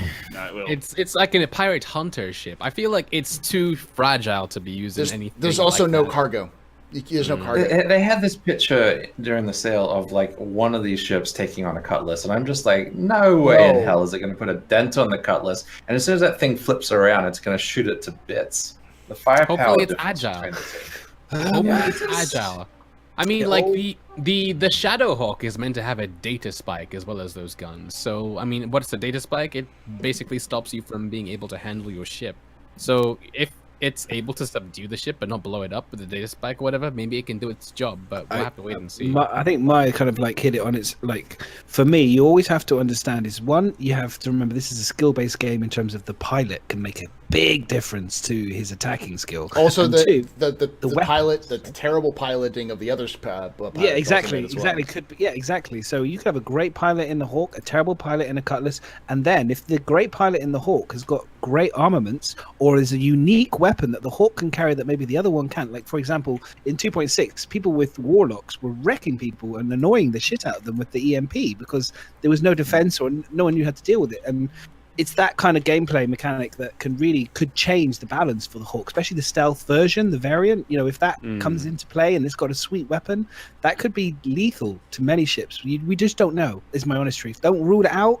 I agree with the people's, like, it's on paper at the moment, it doesn't appear great, but don't rule it out just yet. It could become, like many other ships, surprise us. All right, Plus so EMPs. EMPs are. Oh, sorry, go on. So Gamble's has got to leave. We'll say goodbye to Gamble. Thank you guys. Thank you, Gamble, for coming by. We're gonna continue to do the questions, but thank you, Gamble, for coming by, man. I got a girlfriend and I got a little baby pulling my leg here. It's a part-timer. I mean, you know, I fell for it, dude. It's I don't know how. Part-time streamer. Your pull-out game was poor, my friend. Oh God! I don't. I'm the same, dude. I got one, and I've got another one on the way. So my pull-out game is just as bad. Oh, love you, Gamble. Thanks for coming by. Go ahead. Thank you, dudes. See you later. Make sure you guys follow Gamble. No, don't. I don't want you. I don't want these streamers. I don't want Heather. Follow me instead. Yeah, follow Myra instead. All right, dudes. Thank you so much for having me. I'll see you soon. All right. Later, guys. Big M's. Bye. See you, cunt. And he's gone. But like, the Hawk also has an EMP equipped, and now of course they're gonna balance these things. But if you've tried out the Saber Raven in this patch, it is disgusting what that thing can do, because you can assign each EMP to each weapon group and basically have each EMP bubble go off one, then you can wait, then the other. And so there are videos of people like trolling people as they're flying in atmosphere by like blowing up the EMP, and then they're dropping out of atmosphere, and just as they recover, do it again, and then they just hit the ground and start rolling. So that's what I mean. That's what I mean. You don't rule out any shit because all it takes is one cool weapon that people haven't been thinking about or aren't aware of, or one clever person to figure out how to maximize its usage, and boom, you've got an advantage over someone for a while until they either patch it or nerf it or whatever. You know, that's the great thing about this game. That's why I'm so excited about Star Citizen. Skill based. It's about this. The brain is the biggest weapon in this game. it was Diablo's video. Yeah, it was. Having good EMPs on a small ship is really good because then you can use that in combination with other ships. The first ship disables, the other ships close in for the kill.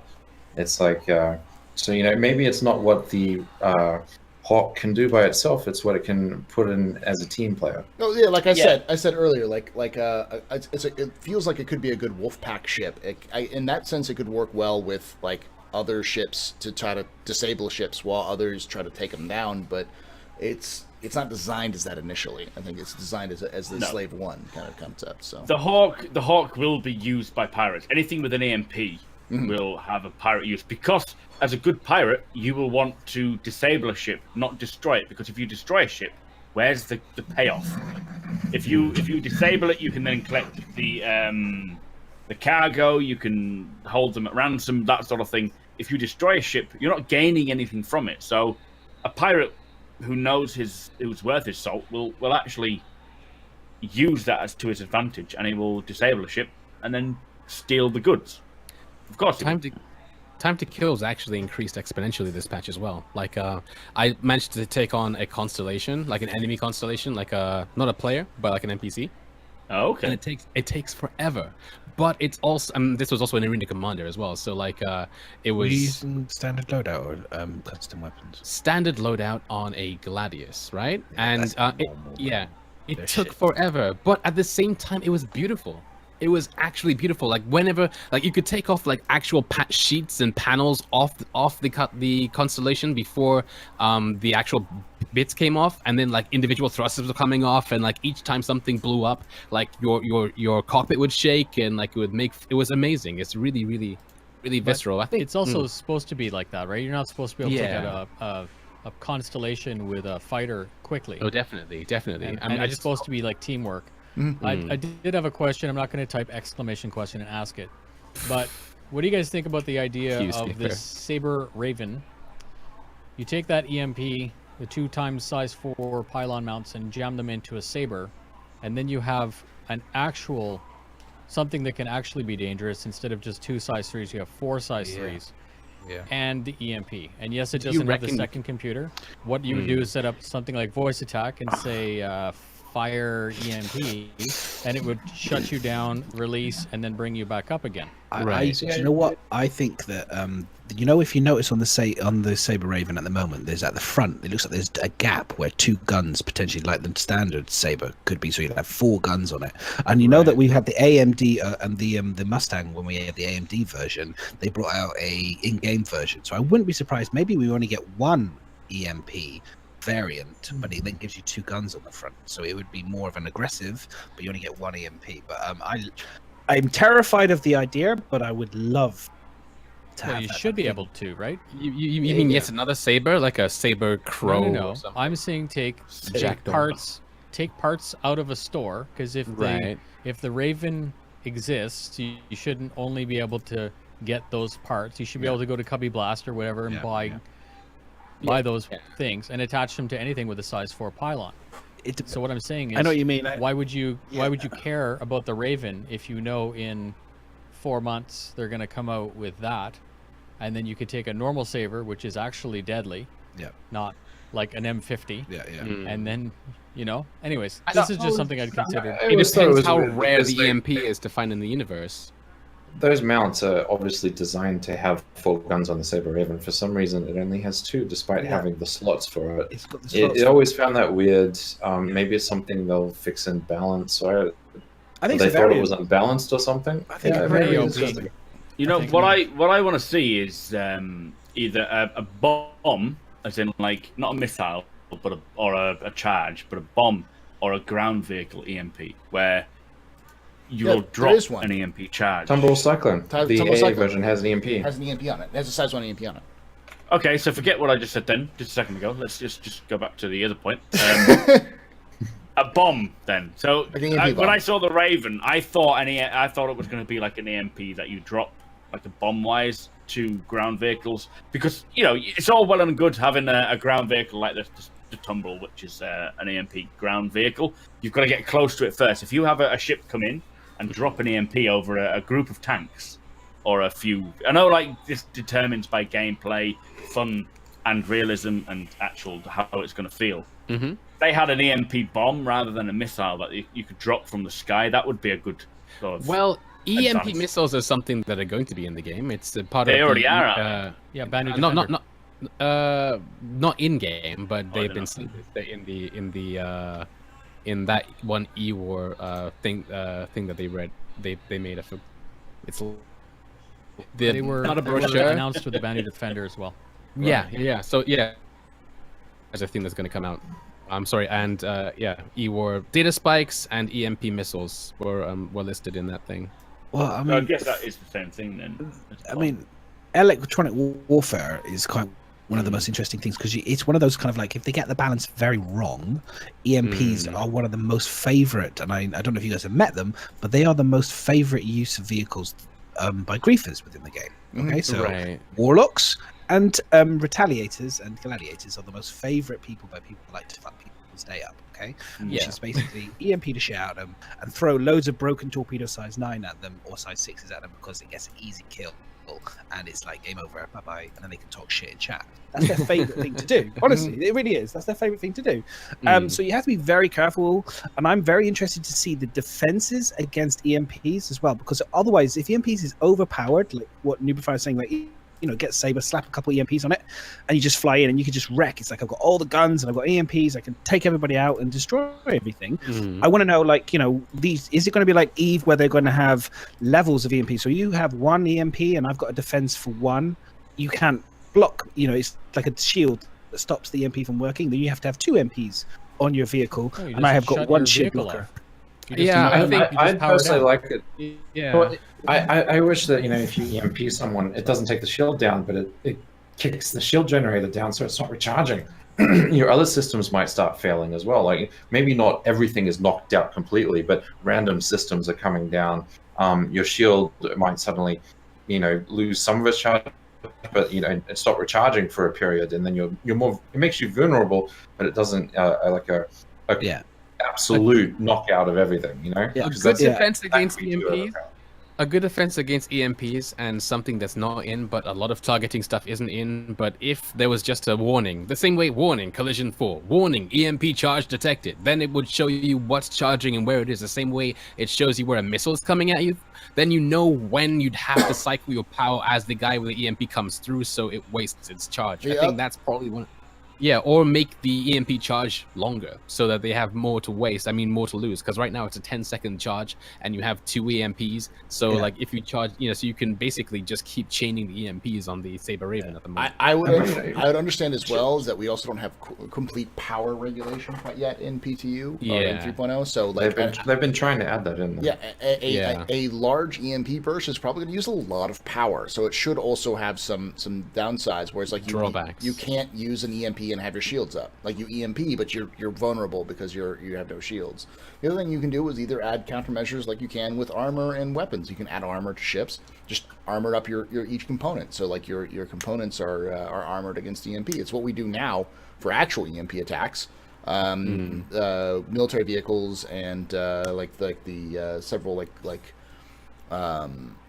important personnel carriers like armored limousines and stuff like that are hardened against EMP attacks so that they can't get they can't be fried out. So it's a very concept. It might be possible. It also it would use more power up or slow things down. These are the counters that would just cause. I'm excited. Teamwork. How about those ships with more than one computer? So you keep one powered down, so it knocks out your computer systems there, but you got the backup. You switch it on while the other one's fizzing out and rebooting. Yep. So maybe you get redundancy. I'd like to put a rebuttal to somebody in chat who's saying that would make EMPs almost useless if you can see when they're coming at you. Well, I mean, if the person you're coming at reacts too early and turns off their ship before you've done it, then they're standing there with their pants down, and then you've not use been your EMP successful at all. Anyways. Exactly. Yeah. So it levels the playing field. It doesn't make the EMP weaker, if anything. But the sphere is also not terribly big, right? Mm-hmm. It's about a 1 kilometer area of effect. Yeah. Right. So if you were flying with like 3 people and 2 other sabers, let's say you were 3 sabers, and some guy comes in with a warlock, believe me, that guy's gonna be back in the loading screen. Yep. It doesn't matter. He'll get one of split you. up. And you're not gonna fly in like this beautiful triangular order, whatever. You just light him up. All right, let's move on. There's a couple. We got a lot of questions to get through, and we're going to do this pretty quickly because a lot of these are kind of stuff we've already talked about, and some stuff we've already kind of they're sort of troll questions. One is, can we CC you, Ryan, a bigger bladder? Hashtag Yes. pissy pants. I need a piss right now. I'm bucket. Go. planning a piss. Go piss. Wow. Get him a bucket. I need a bladder. He's taking the piss. We'll go after the next one when he comes back. But I know I will. But if you had a hammerhead, would you say it's hammer time every time you entered entered combat? Possibly. Though I do like, what was the thing you said before we started? The French for hammer? Oh, La Tête de Marteau. La tête de marteau, you know, that's I like that name as a name of for a hammerhead. Mais oui. I mean, I know there was a famous historical figure called Martel the Hammer from France, who was the father of Charlemagne, who he was called the Hammer. So that'd be... but France never won any wars, so let's not talk about that. I mean, you could say I'm about to nail you, I suppose. Yeah, that would be a good one. Sorry, France. Arctic Games. Oh, Arctic Games. Last question. Hawk. Do you guys like the ship? We already talked about Hawk extensively. Actually, sorry, just on that one. Sorry, Paul. I was going to say, as I'm probably the pilot most of the time, I'll probably just be like, "Hey, it's Captain Madness, and I'm currently hammered." Tumble road. Is Dargenator drunk? Barban, his father was Martel the Hammer. Charlemagne was the son of Martel. Yes. Anyways,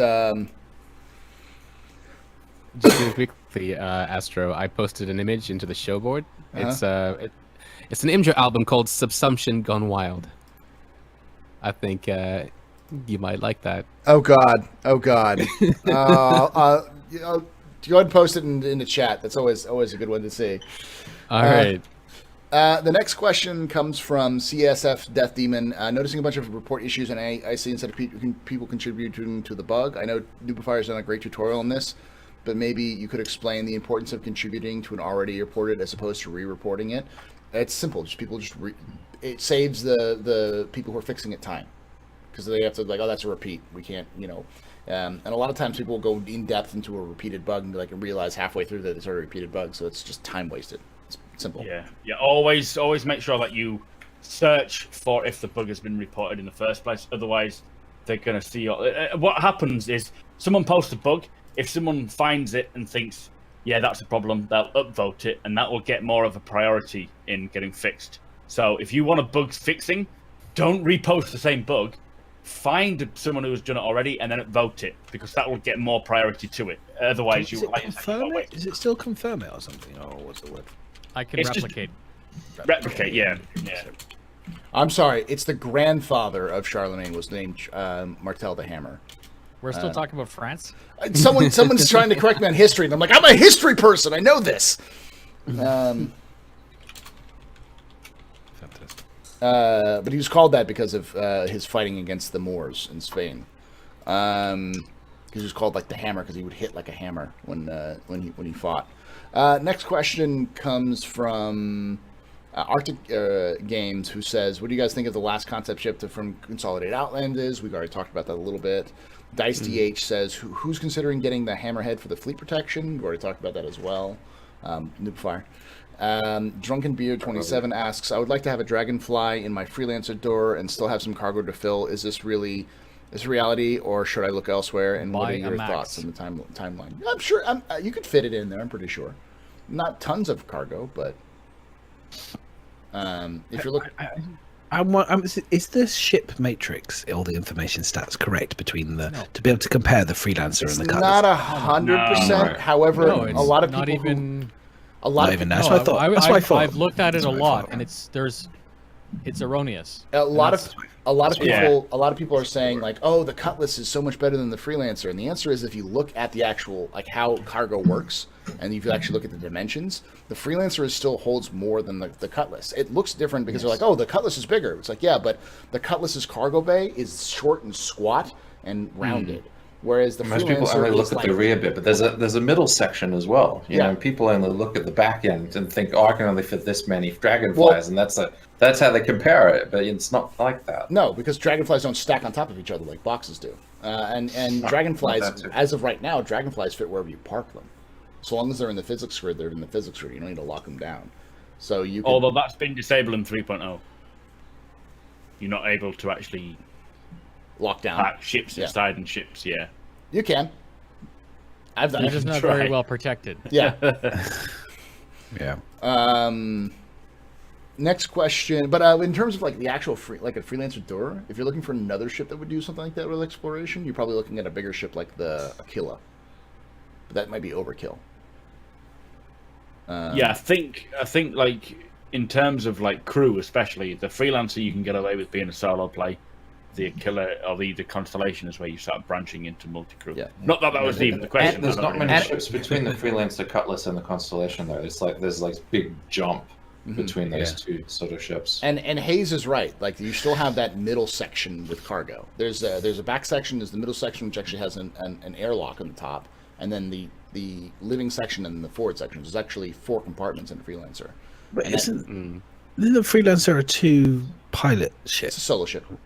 You can put 2 people in it. But it's got 2 front seats, as far as I'm aware. Like It's a, got two 4 front front seats, seats. like a bench. yeah, and then Got a 2 at the freight- back, right? Yeah. Yeah, and the constellation's only got effectively 3 front seats, as far as I'm 3 aware. Plus- front seats, 2 guys in the turrets. And 2 guys in vessels. turrets and the snub fighter. Okay, Plus okay. something that they haven't actually activated on the constellation. On the bridge in the back to the port side, there is actually like an avionics table, like in the Vanguards. That just doesn't do anything. It's not like just thinking in terms of the physical numbers, in terms of people. It's not a huge, like we're saying, it's not a huge step. No, between but I mean, like a freelancer, you can solo. A Connie, while you can solo, is probably a little bit more difficult to solo than a freelancer would be. It's bigger, But don't it's forget- more unwieldy, harder to defend. Yeah, A lot yeah. of the stations don't generally have stations like Yeah. the engineer and the constellation. It's good to have an engineer. It's good to have security. It's good to have other stations that don't generally have an actual station to man. It's just a case of being that guy that sorts that out. Well, yeah, you know? because you need a guy who will run to the back to the Merlin and take that off whenever. Yeah, and he won't be. If you want to be effective, you don't have a pilot, co-pilot, navigator, whatever, and then have your co-pilot go running to the back. You need to have multiple No. people on board to make it more efficient. It's not a case of whatever station is available. Is Yeah. the amount of crew. Plus, on that More ship, better. there are a bunch of component slots. So when in the game, when we have like wear and tear in the ship, you'll need a guy who fixes them. The and, engineer guy, yeah. Mm. And he doesn't have a seat to sit on. He doesn't have a No. station to go on. He's just going to be there working away on the actual components. Yeah, and then there's ships like the Caterpillar that have literally almost 30 positions, right? Because the little command module has like 8 seats in it, but that's only, most of those seats are, the kitchen and stuff like that. But once that little module leaves, the command module takes off, then all of them are needed, right? And it's the same like you got the front of the ship, and engineering has its own like 7-screen display. But that ship doesn't list like 15 people as crew. Yeah, it's a 5, isn't it? Yeah. I imagine having those stations would be really useful when the Adler modules come in, and you can then control some of those Right. modules with those stations. They become But Yeah, that I made one notes. person, depending on where he is, might log into that screen to do his job. Now, the Caterpillar, they've actually removed 4 beds. Did It they? used to have 8 beds. It's now got 4.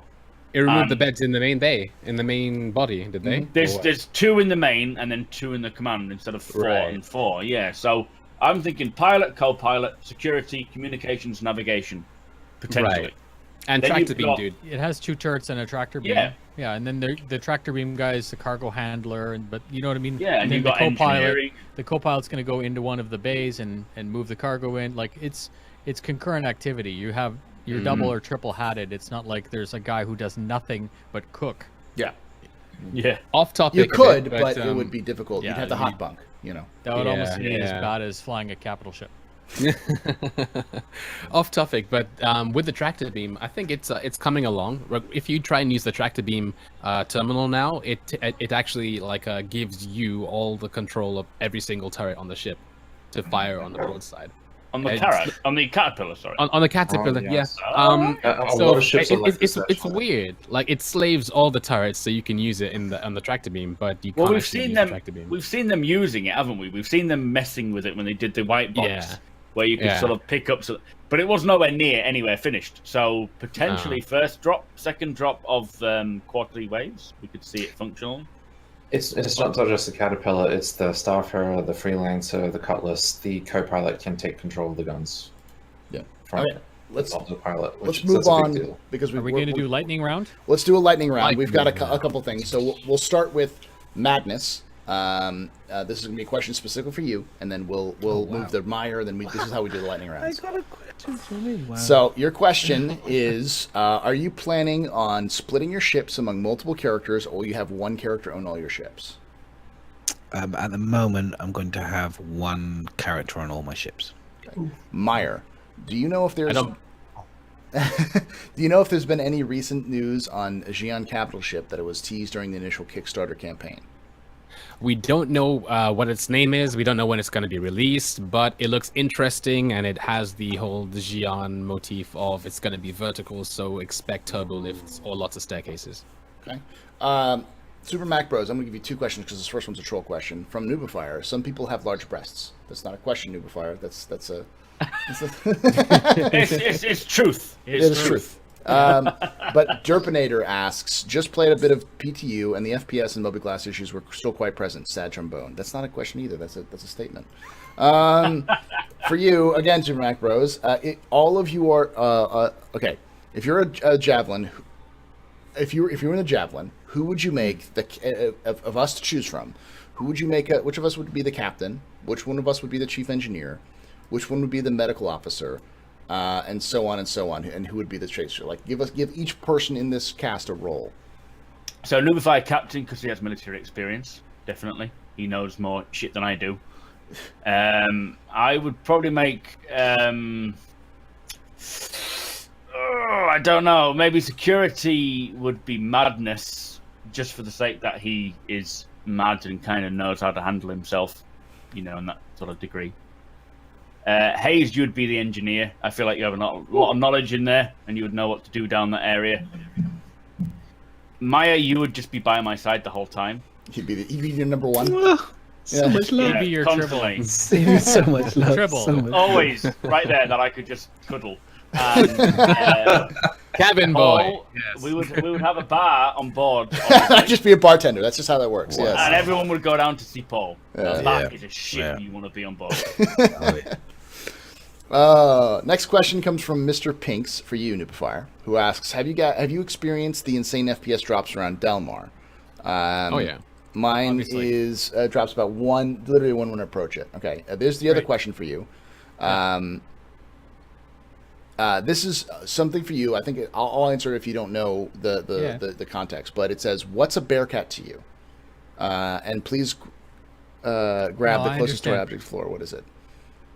So I understand the context of what it is, but I'm not bullshit. Like Yeah. I don't like that hawk picture, whatever thing came out on Thursday. I didn't do a video on it. Yeah. It's like, it's no point. I can make up a bunch of shit and tell you what. So yes, I understand what it is, but no comment. Can I answer? Yeah. So the Bearcat is either Anvil or Aegis's answer to the bid to make what essentially is the Hawk. Yeah, it was Aegis. Yeah. So it's Aegis's answer to the Hawk. So in the lore, the UEE wanted this specific ship. They wanted it to be like a light bounty hunter ship. Anvil made the Hawk, and that's what they went with. Drake made something, but it got scrapped because it was essentially just like a crappy Cutlass. And No then ejection seat? exactly, and then Aegis made the Bearcat. And how it goes is that the Bearcat was too basically. They put too much time and effort and money into it. It was They put too much money into It's it. too so specialized. Yeah. Too specialized, exactly. Whereas the Hawk was more versatile in what it could do. So they went with the Hawk, and so the Bearcat is basically the shrugged off ship. We might get it in the game. I don't know. So it's the better ship. I was understanding. I understood that could be the better ship. they both won, but the Hawk got. The Hawk won the bid because it was cheaper and more efficient. Because Yeah, so in my mind, the Bearcat then, in theory, would potentially be better if it's more expensive. Just saying. Sure. Yeah. Sure. Just saying. I mean, from my experience. Lornan, for you, Hayes, asks, what do you think about the fuel capacities at the moment? How often do you feel refueling should be needed? It's a matter of they need to scale it to how much of the system we have access to. So once we get access to a full solar system and we can go to all the different planets, they'll just scale it accordingly. So like an Aora should be able to go from one side of the system to the other, but not necessarily back again without refueling, maybe. That's kind of what we have now. Like Auroras can Yeah. really go to one space and explore around a little bit, but they can't stay for very long. Whereas like a Vanguard can go for fucking ever because it's got a ridiculous quantum fuel and hydrogen fuel. So I'm actually quite concerned about the fuel currently, because I mean I'm not concerned at all because it's all alpha, so it'll all change. But the current way fuel works is it's supposed to regenerate if you or recuperate if you do not maneuver, and at the moment it just doesn't happen. So you go into atmosphere, you start boosting, or even out of atmosphere, you use afterburner, you'll use up fuel. If you stop maneuvering, you're supposed to regenerate it using your fuel scoops, and it just doesn't happen. And that will eventually be a thing. So, yeah, fuel is one of these gameplay mechanics that is going to be drastically changed depending on distance, time. Thing, I want to see situations where you ran out of quantum fuel because we weren't really planning it out properly, and then you get stranded on a planet, and then someone has to come rescue you. You know? Yeah, no, that will still be a thing, surely, where you actually need to get rescued and you need starfarers, otherwise starfarers won't have a reason behind them. But it seems to run out. Like ships that accelerate very quickly have a benefit because you can get to a top speed and leave it and not use afterburner fuel. Whereas the bigger ships take longer and use more, and then you can actually get yourself stuck on a planet, like you say, because you run out of fuel. And my expectation is that larger ships should be able to go through several systems without refueling. You know, but smaller ships would have to refuel more often. So with multiple they're not fuel quite there tanks. yet. We don't have multiple systems to visit yet, so they probably haven't scaled it out that far yet. But you know, it's a game work in progress. They'll get the balance right eventually. all right, from me, the question is: Do you think there are too many big multi-crew ships in Star Citizen, or too few? I think there is not enough medium ships. Very true. Yes. I think right now we've got a lot of capital ships and large ships. We have a lot of fighter ships. We don't have a lot of freelancers, cutlasses, vanguards, constellations, like that kind of level of ships. We don't have enough of. We need more of those those what I call them one person solo optional multi-crew ships, where you could solo it if you were good enough, or if you wanted to. But it's not necessarily guaranteed. More people would help you out. Those kind of ships are not. Before the Hammerhead, we only had 2 ships in the 60 to 80, 100 meter range. Yeah. Really. I mean, like you had the Constellation, you had the Retaliator, and maybe some other ships have grown since, but there's not many. It's where we have the least ships out of the whole game. It's like, it's a problem as far as I see it. They have plenty of time to flesh it out, but like, I think those would be the most popular ships. Those would be the easiest to use and probably be very good at the jobs. Yeah, especially if you have friends, you know. Next question for you, Madness, is Notorious DYD asks, how will player get stunned characters into the chair of the Hawk? If you're half a kilometer away from your ship, are you going to have to drag a limp character through the desert or through a city or a spaceport like a sack of potatoes? So how would you... It depends. I mean, the way I look at it is if you are close to your ship and you stun them, you potentially drag their ass body, because we've seen the animations on previous old Star Citizen where you could physically drag a body. I would imagine that could potentially be a thing, or put them onto a Nox or a Dragonfly. This is where the Dragonfly would make more sense because it's a 2-seater. You could put them on. I think there's going to be the old handcuffs. Gun tape. You know? Yeah, you're going to tape them up. You're going to 1,000 years in the future, we're still taping people. You're going to be taping them up. Zip pacifying them. You know? Yeah, exactly. You're gonna have that on you. I mean, I wouldn't be surprised if you're gonna be a bounty hunter. You're gonna have a very specific armor, probably patch. You know, you're gonna have lots of different types of gear. A bit like Boba Fett is all kind of like, you know, he's a multitude of different kind of bits and bobs. You know, that's the kind of the way that you would probably be for different scenarios. You're gonna need to be like that. Bits and bobs. So I think that in terms of, it will depend on the scenario. I think when you're tracking somebody, you're going to probably, the way I envision it, this is in my head, of course, it's like, if I'm tracking somebody, I'm bounty hunting somebody, I'm going to know what type of scenario, what type of gear I'm going to have to capture them. Generally, I'm going to plan it out. I'm going to be very well thought out. It's going to be a long process. It's going to be studying the character. He's on planet. He's on Daymar. He's away.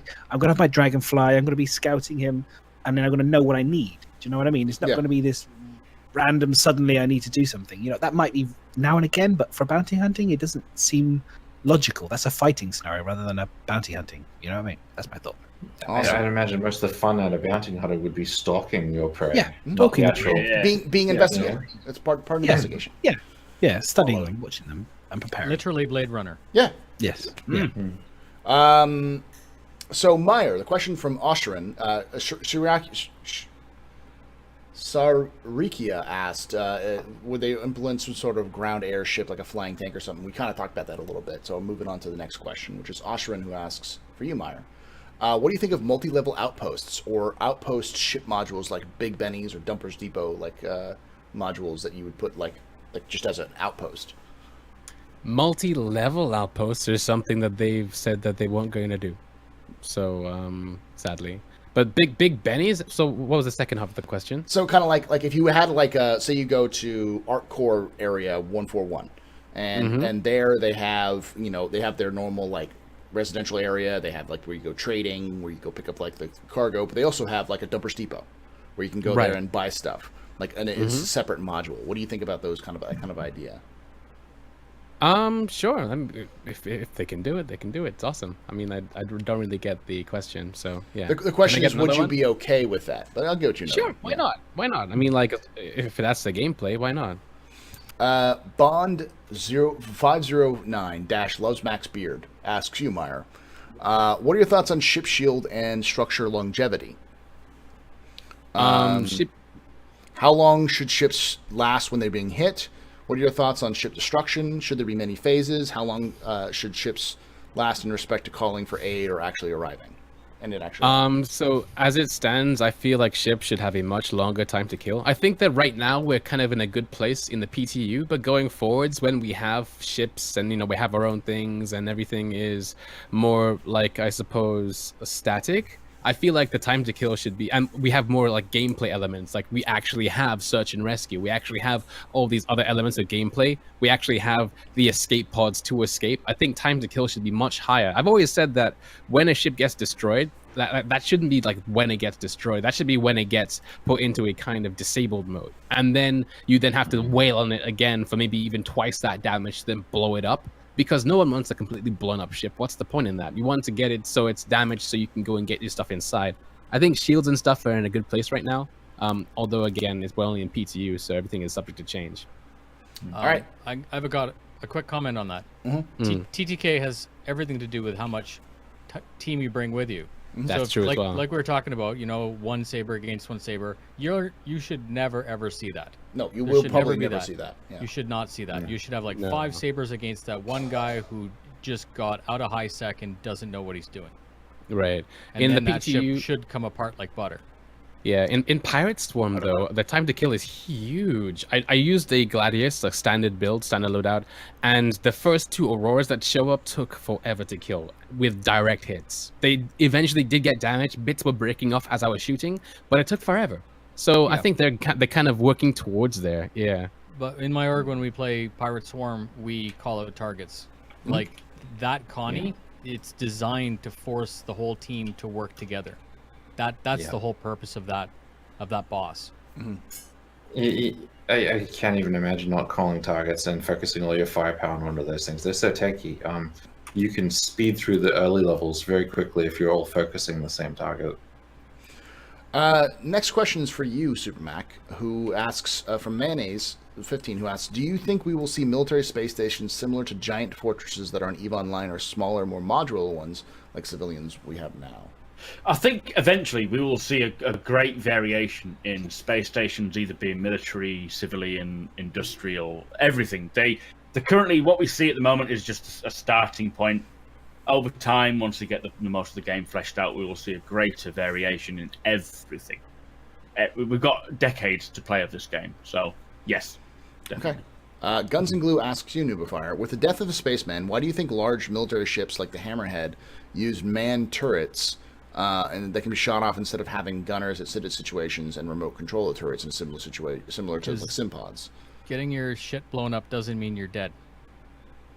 Also add that the visibility on those turrets is unreal. You can see in every direction. This is no turret in this game as good as those ones. Those turrets were ridiculous. The question is, why do you think they chose manned turrets rather than having remote controlled turrets, like having people? Because even if you blow up and die, even if your turret's blown up, you're not necessarily dead. You can be picked up and resuscitated and all that stuff. So Death of the Salesman. I do it all the Death time. of the Spaceman, right? That people get freight trained into the idea that it's like Call of Duty, that you die and you're back in loading screen. It's not. It's not like that. I would love to think that it is, but I don't think I would even want to play that. That's too hardcore. So the game has to be fun. One thing also to remember is that ship has shields on it. It has armor, and yes, you got to think, okay, well, you're in a glass bubble on the side of a thing, but that thing has two size, like whatever, medium shields, and unless the guy at the helm is a numpty and not balancing shields, and unless the engineer guy is not managing power and all this other stuff, it's not like you're just going to magically lose 6 guys to space and then the ship's going to blow up. Like Myra was saying, there is TTK, and that thing, each turret is the same loadout as a Connie, right? 4 size 4s, right? Yeah, you're not going to have just, and you can chain fire, multi-slave, like that document, if you read it, that thing isn't coming apart fast. It will come apart. But anyways, the point is, I'm not worried about it because it's not as simple as just the turret's gone and you're dead. On the topic, in fact, it might be opportunistic to target its engines or its power instead of each individual turret. You want to disable the ship. Doing the turrets may not be the best, route to actually taking out that ship. I don't think you should take that ship on anyways. Like someone's gonna die. It's not. Yeah. You have to really. It's sort of look ship at you that. want to blindside with the torpedo. No. Like if you're in a Prius and you see a tank, you're like, I'm gonna get that guy. You really have to figure out how you're gonna do it, right? It's not just like drive up to him, knock on the door, and shoot the driver. For me, the hammerhead is like, for me in terms of the turrets, I agree with the person actually asking the question. I think that I slightly disagree with Nubifar on this one. I think that in the world of making sense, it would make a lot more sense if you just had it like remote turrets, like lots of people standing inside and just sitting on a machine and making the turrets do everything. Makes a lot more sense. Yeah, but in terms of fun, for gameplay and for people, it makes way more sense having people running to get inside it. And so for me, for the world of making a fun gameplay, it makes more sense doing that. But I actually, if we were building this for legitimately for real, I wouldn't have anybody in them. I would have computerized, you people sitting inside, well protected, well shielded, so they don't die, and they can, really well shielded individual turrets. Guardians 2 did it. They had all those gold people flying in drones, right? Yeah, that's what you should do, but it's not. That's not fun. That whole room of people weren't having fun. No. All right, so I'm going to skip a couple of ones here. So we'll go over some of them real quickly, but I'm mostly just going to skim over these. Next question is why have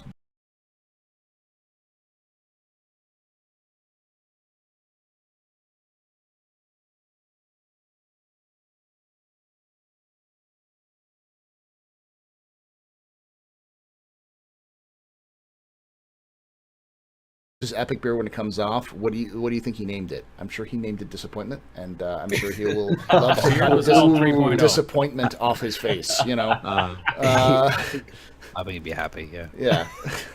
Bye. If you've ever had a big beard and shaved it off, it feels like you have like literally weight lifted off your face. You look like 8 stone later. Yeah. And Ragnar asks, scimitar, Paul, I will cut you with my scimitar. The problem was that it was called a scimitar, but the guy who made it originally, I think he was German, so he pronounced the hard C instead of the soft C of the sim, like we say scimitar. So he always called it the scimitar. So we call it the scimitar because that's what I call it a schmitar. I'm serious. I've always heard it. Ishtar? You're calling it Ishtar? Schmitar. The pirate Schmitar. Fun little historical fact. The reason why the Germans called their emperor Kaiser was because they named it after Caesar, but because the Caesar, the C is a hard K in German, they call it Kaiser. Same thing. Same with the Russian Kaisers or Stars. Nobody fucking cares, Paul. I know, no one cares. Moving on. Duke Bowers asked, did 3.0 run better, have less bugs released to a wider PTU? NDA. We can't talk about that. Please don't slit my throat. I believe in the game, but it seems like waiting a year getting something that runs under 30 FPS and quite a buzz has raised an eyebrow. I hope it was running better when it was just QA, QC, and avocados just hit some bumps. People got it. Any thoughts? It's a different. Developer. It's still in development. It's still in alpha. I think if you want to get close to that dream, you got to wait for the PU. So be patient. Yeah, 3.0 PTU is not a game. it's not the release, And so if you take a look at that and be like, it's been a year and it's still buggy. What the fuck? It's like no. Calm down. Wait for it to come out in real live, and then you can complain if it's still 20 FPS or whatever. You think this is the game? Yeah. Yeah, that's what I This say. is a to everyone. PTU. It's just I can be salty. Be salty about things that are kind of like make sense. You know what I mean? Like that. It's going to take time. Come on. All I gotta say is 2.0 PTU. That's all I gotta say. Yeah. Yeah. Yeah. Exactly. Look at what people have to deal with before and what we've got to deal with now. Jesus. Next question comes from Mr. Pinks, who asks, related to the EMP talk, what if we could buy special expensive ship parts that would be EMP resistant? We already talked about that. Has CIG stated any plans for any guided bomb drops from spacecraft on ground targets? Yeah, that's what the No torpedoes orbital. No orbital No. strikes. Have they come back on the orbital strikes? Because they at one point said they were going to do orbital strikes. with- Those are However, guided. If it's the NPCs may do it as part of a campaign or something else, but players will not be able to do orbital bombardments at all. That's what they said. However, I mean, they have shown proof of concept, CitizenCon, dropping a box from space. If you if you're Oh, lucky, yeah, that's right. You kill can drop somebody. pamphlets from space and do psychological warfare weapons. Yeah. Mhm. Yeah, Kinetic that's totally right. bombardment with a crate, just like crush Yeah, somebody. You can Pamphlet fix dropping. this. You Yeah. can fix this by doing what like in Star Wars does. Just having the shield generator type thing that people can put on planets to stop people from bombarding them from space. So they have to take it down manually. Drop some ATGs down to try and take them out. It adds a bit more gameplay before they actually can bombard from space. Yeah, I would be cool with that. It is You all a make- balance, isn't it, between that case of like it's too easy if you just suddenly start bombarding planets Yeah. from orbit. But yeah, that sort of thing would be a good balance in between. And make the to shield allow that generators potentially. easy to get. Like, if you have a level 1 outpost, you can buy a level 1 shield generator that protects you straight away, so you can't bombard them. So you have to literally, every time you want to take out a level 1 outpost, you have to go down and manually take out the shield generator Because first. you can walk through the shields, you just can't Yeah, shoot through yeah, them. exactly. Next question comes from Carnifex, who says, Astro travel on planetside. What are your thoughts on how hard it would be to find a player outpost? We don't have scanning in. If we had scanning in, it would be a little different, but you can't scan anything. You can't see. Way too hard to tell right now. You can't see the targets. We don't even have beacons yet. No. No. So- At the moment, even like spotting anything from atmosphere in atmosphere, Even like 500 meters up, you still can't see shit. Yeah. tiny. The It max is the max tiny. draw distance of floodlights right now for outposts is 2,500 meters. So without scanning, it's almost impossible. Yeah, I haven't seen anything. It'll all change. I've been to outposts during the smuggling missions. If you can do those, they actually have unregistered outposts. You can find them if you really looked hard. But the only way I found them was Yeah. because that was where my mission marker was. There were outposts there. Otherwise, I wouldn't have never seen them. Next question from Notorious DYD, who asks, "What kind of prison mechanics would members of the stream like to see in Todd Pappy's statement?" We talked about that earlier, I believe. Boss Joker, who says, "Who needs legal, quote unquote, cargo hauler for the game when it gets ready? I'm for hire." I'm sure plenty of people will need to hire you, Boss Joker. Sure. Polaris versus Hammerhead, who wins? They don't. It They work depends. A together. head with a hammer strapped can't to do You it. could that. almost say they can't. cancel each other out, so it's Yeah. a stalemate. Yeah, they're meant to go work in tandem rather than against each other. Yeah. You know, it's like a destroyer versus with a destroyer escort. I think like the gunship that is the Hammerhead feels very much like a destroyer escort in the sense that it's designed to complement the weaknesses of the destroyers. Or you could say that one's a pitcher and one's a catcher. Yeah, For me, it depends on how good the turret pilots, the people in the turrets are. Because if they can shoot down the torpedoes, then Then they've the won. Hammerhead They've won. wins. Yeah. yeah. But if they're crap, then the Polaris wins. So that's simple. Bond509 asks, "You know the stream is watched by CIG, so what?" I don't think anyone sober in CIG wants to watch this stream. Well, actually, I say anyone within their right mind of CIG would want to watch this stream. The question is, what would you like to tell them or ask most directly? Oh, that's a good one. Can I have lights in my cutlass when I get in it? Can I just switch on the light switches? That's all I want. Which would be beautiful. I want a light switch on a lot of things, because at the moment it's like you either have to go into the cockpit and switch the power on and then everything comes on, or I just want a light switch. That's all I want. Just give me some light switch powers. I would like to be able to lock the ship from your mobi-glass and then it goes beep beep. Yeah. What we need is remote locks, so you can outside exactly. But if I could ask CIG anything, it'd be for a bit of streamer privilege. A few million AUEC between friends. Just hook up with that, right? Yeah. Hook a brother up. Yeah. Hook me up. Nothing. You want nothing? You want nothing. In Chris, we trust. Because I understand that all the stuff that you guys are asking for, that's coming down the pipes anyways. No, of course. Yeah. Apart from the streamer privileges. Well, that's coming too. My biggest question, if I was going to ask a question, would be more like I'd like to know more about what Squadron 42 entails, but we're going to find that out on December.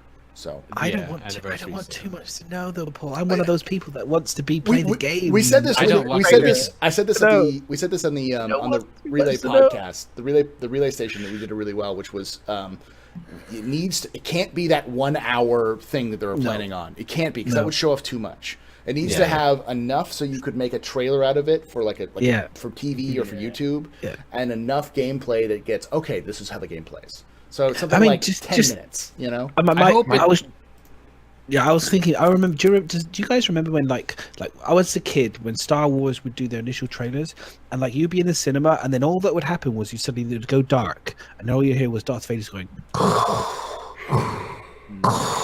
and then it'd go, and then Star Wars would come up, and that was it. That was the fucking trailer. That was it, and it would get you so pumped and so hyped because you knew it was coming. And that's. I know that the new ones, they show a bit more and it's fun. And can you imagine a trailer breakdown for that?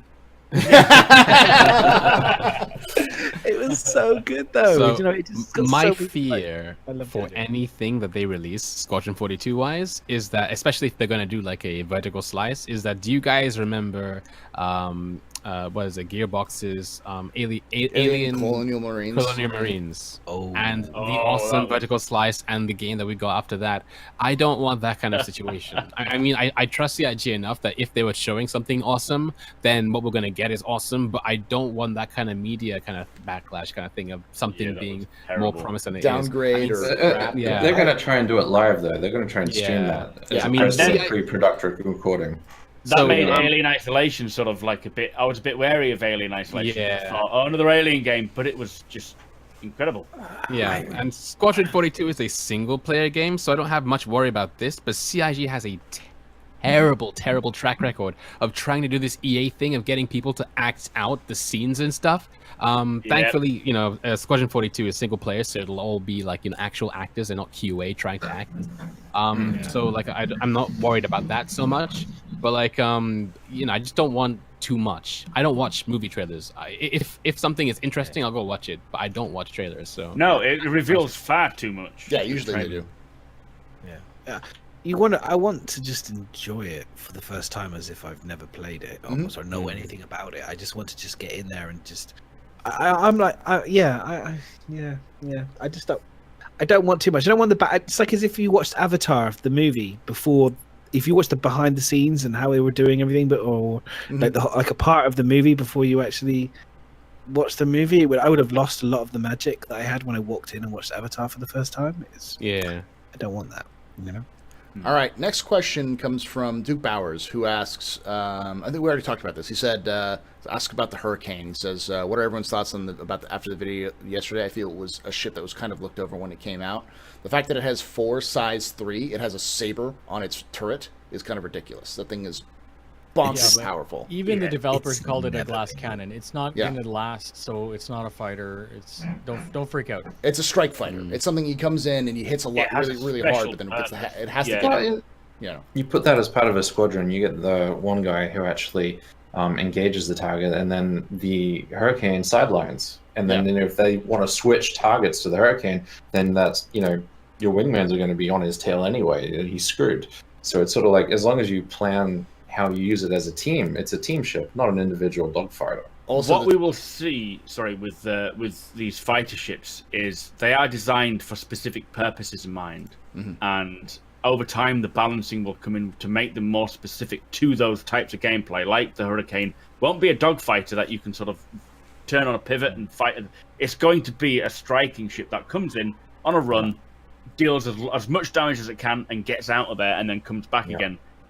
All the ships will be balanced to the point where they will be more effective in the direction they're supposed to be. At the moment, it's still... Well, it's just like the Vanguard, it's not really a dogfighter, but then if you use it for its actual purpose, it's a really amazing ship. Yeah, exactly. And it works good in that purpose. Next question comes from Obasi, who says, will Port Olisar's umbilicals come online to dock other ships, larger ships like Olisar, parts to Olisar internally, or is that not happening now? That doesn't happen until we have larger ships to do that with, which is... Yeah, they should eventually. Yeah, and I don't think we're going to have Olisar for very long. I think Olisar will eventually get turned into a truck stop. It may do. I don't know if Olisar is still going to remain as a single space station and truck stop. They'll need the interiors. They need the interiors of a truck stop, so it'll eventually get its own truck stop upgrade if it's not going to. Do you know what I thought it would upgrade to, and like the Expanse has like the belters and has like a whole huge city. You know what I mean in space, but kind of effect as well. In lore, I've seen some of those big space stations that are like an entire city with the rings on the rotational. So it's someday. Is that what you're talking about? That's what I'm thinking. Eventually, it would become that type of a thing, and it'll dock everything. It's supposed to be a major port of call, so Next question comes from Mayonnaise. Says, do you think Star Citizen needs vehicles to help load and unload cargo, aka a forklift? There is a forklift that's going to be in game. They were talking about that it's specifically in the like an ATV ago. They were talking about that. Yeah, it's jet forklift. Yeah, it'll be needed. The forklift that they were actually developing a while ago will actually be needed, not now, but in the near future when you can actually hand load some of the larger. You need to start hand loading the larger boxes. Crates. Yeah. Diablos asks, the Connie's turret finally retract and get covered by armor plating. What do you think about it? Good? Great? Defense? It'll prevent it from being a breach point? So that, and the same thing with the Vanguard, was supposed to have a retractable turret, but it doesn't, just because it's easier. That might be a thing in the future. Mr. Square... I don't think... Go ahead. No, I just don't think that... I don't think that that's a priority for the game. I think that's like a pretty thing, not necessarily critical, but it's still fleshed out as if it were able to do that. I'm gonna skip a couple of these what if questions here because they're kind of going like one's like, what if you got arrested by the advocacy? Would you serve your time in jail trying to escape? But yeah, Mr. Squarepeg. Yeah, Mr. Squarepeg asks, has CIG talked about plans for exterior fuel tanks? Yes, as a replacement for missiles, I believe. Like missile, you can swap out your missile racks for fuel tank. That was at one point the plan. I don't know if that's still the plan though. Mr. Squarepeg asks, is there any news on space whales since the Happy Hour live stream? I want to go space whaling. No, but I think 3.1 may have a lot of those fauna. It feels like since CitizenCon, I think 3.1 to 3.2 is going to start introducing a lot of the fauna and flora of these worlds. Hope so. Oshman asks, what do you think about multi-level? I already asked that. Apparently, Oshman says they mentioned multi-level outposts at CitCon. They mentioned them, but they dismissed them. Players are not going to be able to put down multi-level outposts. You might be able to find one that they've made, but you're not going to be able to make your own. Has CIG ever mentioned anything about 3D printers in your base or ship? 3D printers? I mean, like the Pioneer's a 3D printer, or you mean a replicator? Crucible sort of like is. a replicator, I guess. Crucible has that. I'm sure the for repairing, as in. Yeah, the Endeavor may have some stuff like that for manufacturing purposes, some light stuff, but nothing crazy. I don't know. Maybe. Hope so. Hope so. For small stuff, like being able to build like boxes so that you can use them to like transport goods or something like that might be useful for like nothing. But I think that crazy. would be more factory based. Yeah. It's not going to be like a ship that will produce a box or anything. I doubt it. Yeah. It's just game break. CIG's confirmed VR support for Star Citizen on the website Road to VR. Do you think we'll see this for Squadron 42 or Star Citizen? Both, but not until way down the line. It'd be Not anytime ridiculous. soon. Like then- being able You to move your vomit arms VR style. instantly. Ah, If you don't have like more than 10 frames, you're gonna throw up anyways. So what's Yeah. the point? I think Squadron 42 might have it, but again, you have to build it around VR. Like I've seen games that are ported into VR, and they're very, unless they're like something like Elite, where it's a locked off experience where you don't get up and walk around, you're locked into your ship in your one place. It becomes Yes, very, if they did it only for piloting, Yeah. like when you actually pilot ships, and then once you get out of the pilot seat, it sort of disconnects the VR, you take off the headset and you keep playing. That makes a lot of sense. I don't like it because I've got a VR headset right here. I've tried Elite, and Elite's straight up port VR is terrible because you can't move your arms around. You don't feel like you're in VR. I hope if they do VR in Star Citizen, like they dislocate your arms so you can use them. Yeah. With whatever you do, you but- hit but- slash down, your legs move, and you can move your arms, that kind of thing. But- Otherwise, it's going to be a very disjointed experience. That's Sorry. but that itself actually requires a lot of Yeah. mocapping experience. And anyone with animation. anyone with a keyboard and mouse would kill you Yeah. instantly. Yeah. I personally, I think virtual reality is not anywhere near where it needs to be until they can cure sickness. I personally think it's where you need to be. I think the reality sickness, is yeah. always I think honestly where it's at in terms of immersion and gameplay is this thing, your mobile phone. The interaction between you and your mobile phone and this is where it's at, and potentially augmented reality or whatever. That is the biggest connection that CRG between Spectrum and us at work or all the time on our phone doing things. That for me is where it's at personally. I think virtual reality is. When do you is a think bit we're of going I to see think- Spectrum on phones? Like actual proper integration, not Hopefully what we very have at the soon. moment. Hopefully very soon. Yeah, I mean, the Spectrum actually working are kind of ahead of the Star Citizen thing because it's a separate thing altogether. So VoIP, not Fight, but VoIP should be in the next update after 3.0 because they said they said they're hoping to get it into 3.1. And actually, Chris did say FIPE and VoIP for 3.1, but obviously 3.1 is no longer. It's going to be quarterly patches. So if it's close, and 3.1 for actual communications between players using your own voice is a potential, and webcam FIPE on its very basic in implementation. But it depends on how close it is to being ready. But I don't think it's that far off. What I'd particularly like to see is the option to be able to load your MFDs onto a tablet or phone-based device. That would be sick. Yeah, That would be nice. sick. I mean, that's a stretch goal, isn't it? Is to get tablet API. and It's API. it shouldn't be too hard. It's just they've got to create the whole cargo and things systems first before they create the API. Otherwise, what's the point? Yeah, I mean, just It's the really chicken quickly and the egg. to Madness. I mean, like, as someone who's played a butt ton of VR in the past month, like, I would say that, like, most of it's down. One-to-one movement is almost perfect. The thing that the one thing that like loses it for me right now with VR is the resolution isn't that great. If you look hard enough, you can see the pixels and stuff. If the FOV is increased just a little bit, if the pixel density is just a little bit more, you could almost be lost in it, you know. Yeah. But like, Star Citizen is almost that level of detail that it'd be worth a VR experience. The problem with it is that you have to, from the get-go, think about making it from the base, from the level as a VR game, using the motion controls, using things like that. Because From Other Suns is a good game, and it's a first-person shooter, and Yeah. it's run by you use sticks on your motion controls. You use your sticks to move, and while it works, it's very disorienting, and it's a very kind of stomach-churning experience if you're not prepared for it properly. That's why I you think need to train it away. There's But that can be lots of trained things. away. Yes, it can, but you still need to have it built from the ground up. Star Citizen is good, and it's almost there, but I don't think Star Citizen will ever be the VR experience that people want for VR experiences. I think if CIG ever made a Star Citizen 2, like 30 years from now, maybe, but there'll be another game that comes out between now and then that'll fill that role, I'm sure.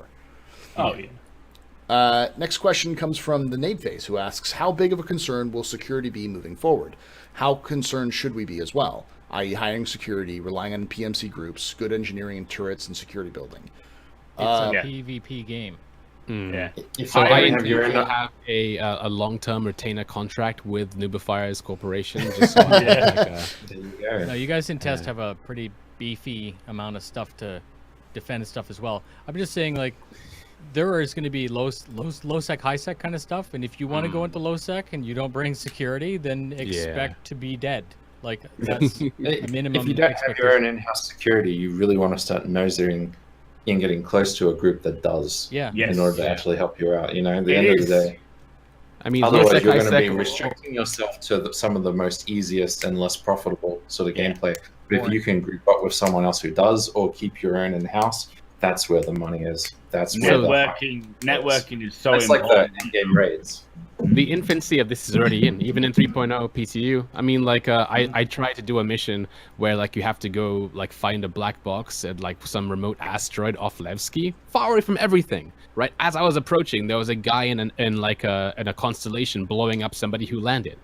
I need somebody with me to make sure that we can take on whoever is there. So, I mean, like, it's already in, you know what I mean? Like, you need other people to experience the game, you know, in a fun and meaningful manner. And PMCs, when it comes to building outposts and things like that, if you've got an outpost that you've built or whatever, you know, 4x4, 8x8 kilometers, or even just a single outpost, they did talk about having security, like you got your man turrets, automated turrets, the officials coming in, the UE officials and whatnot.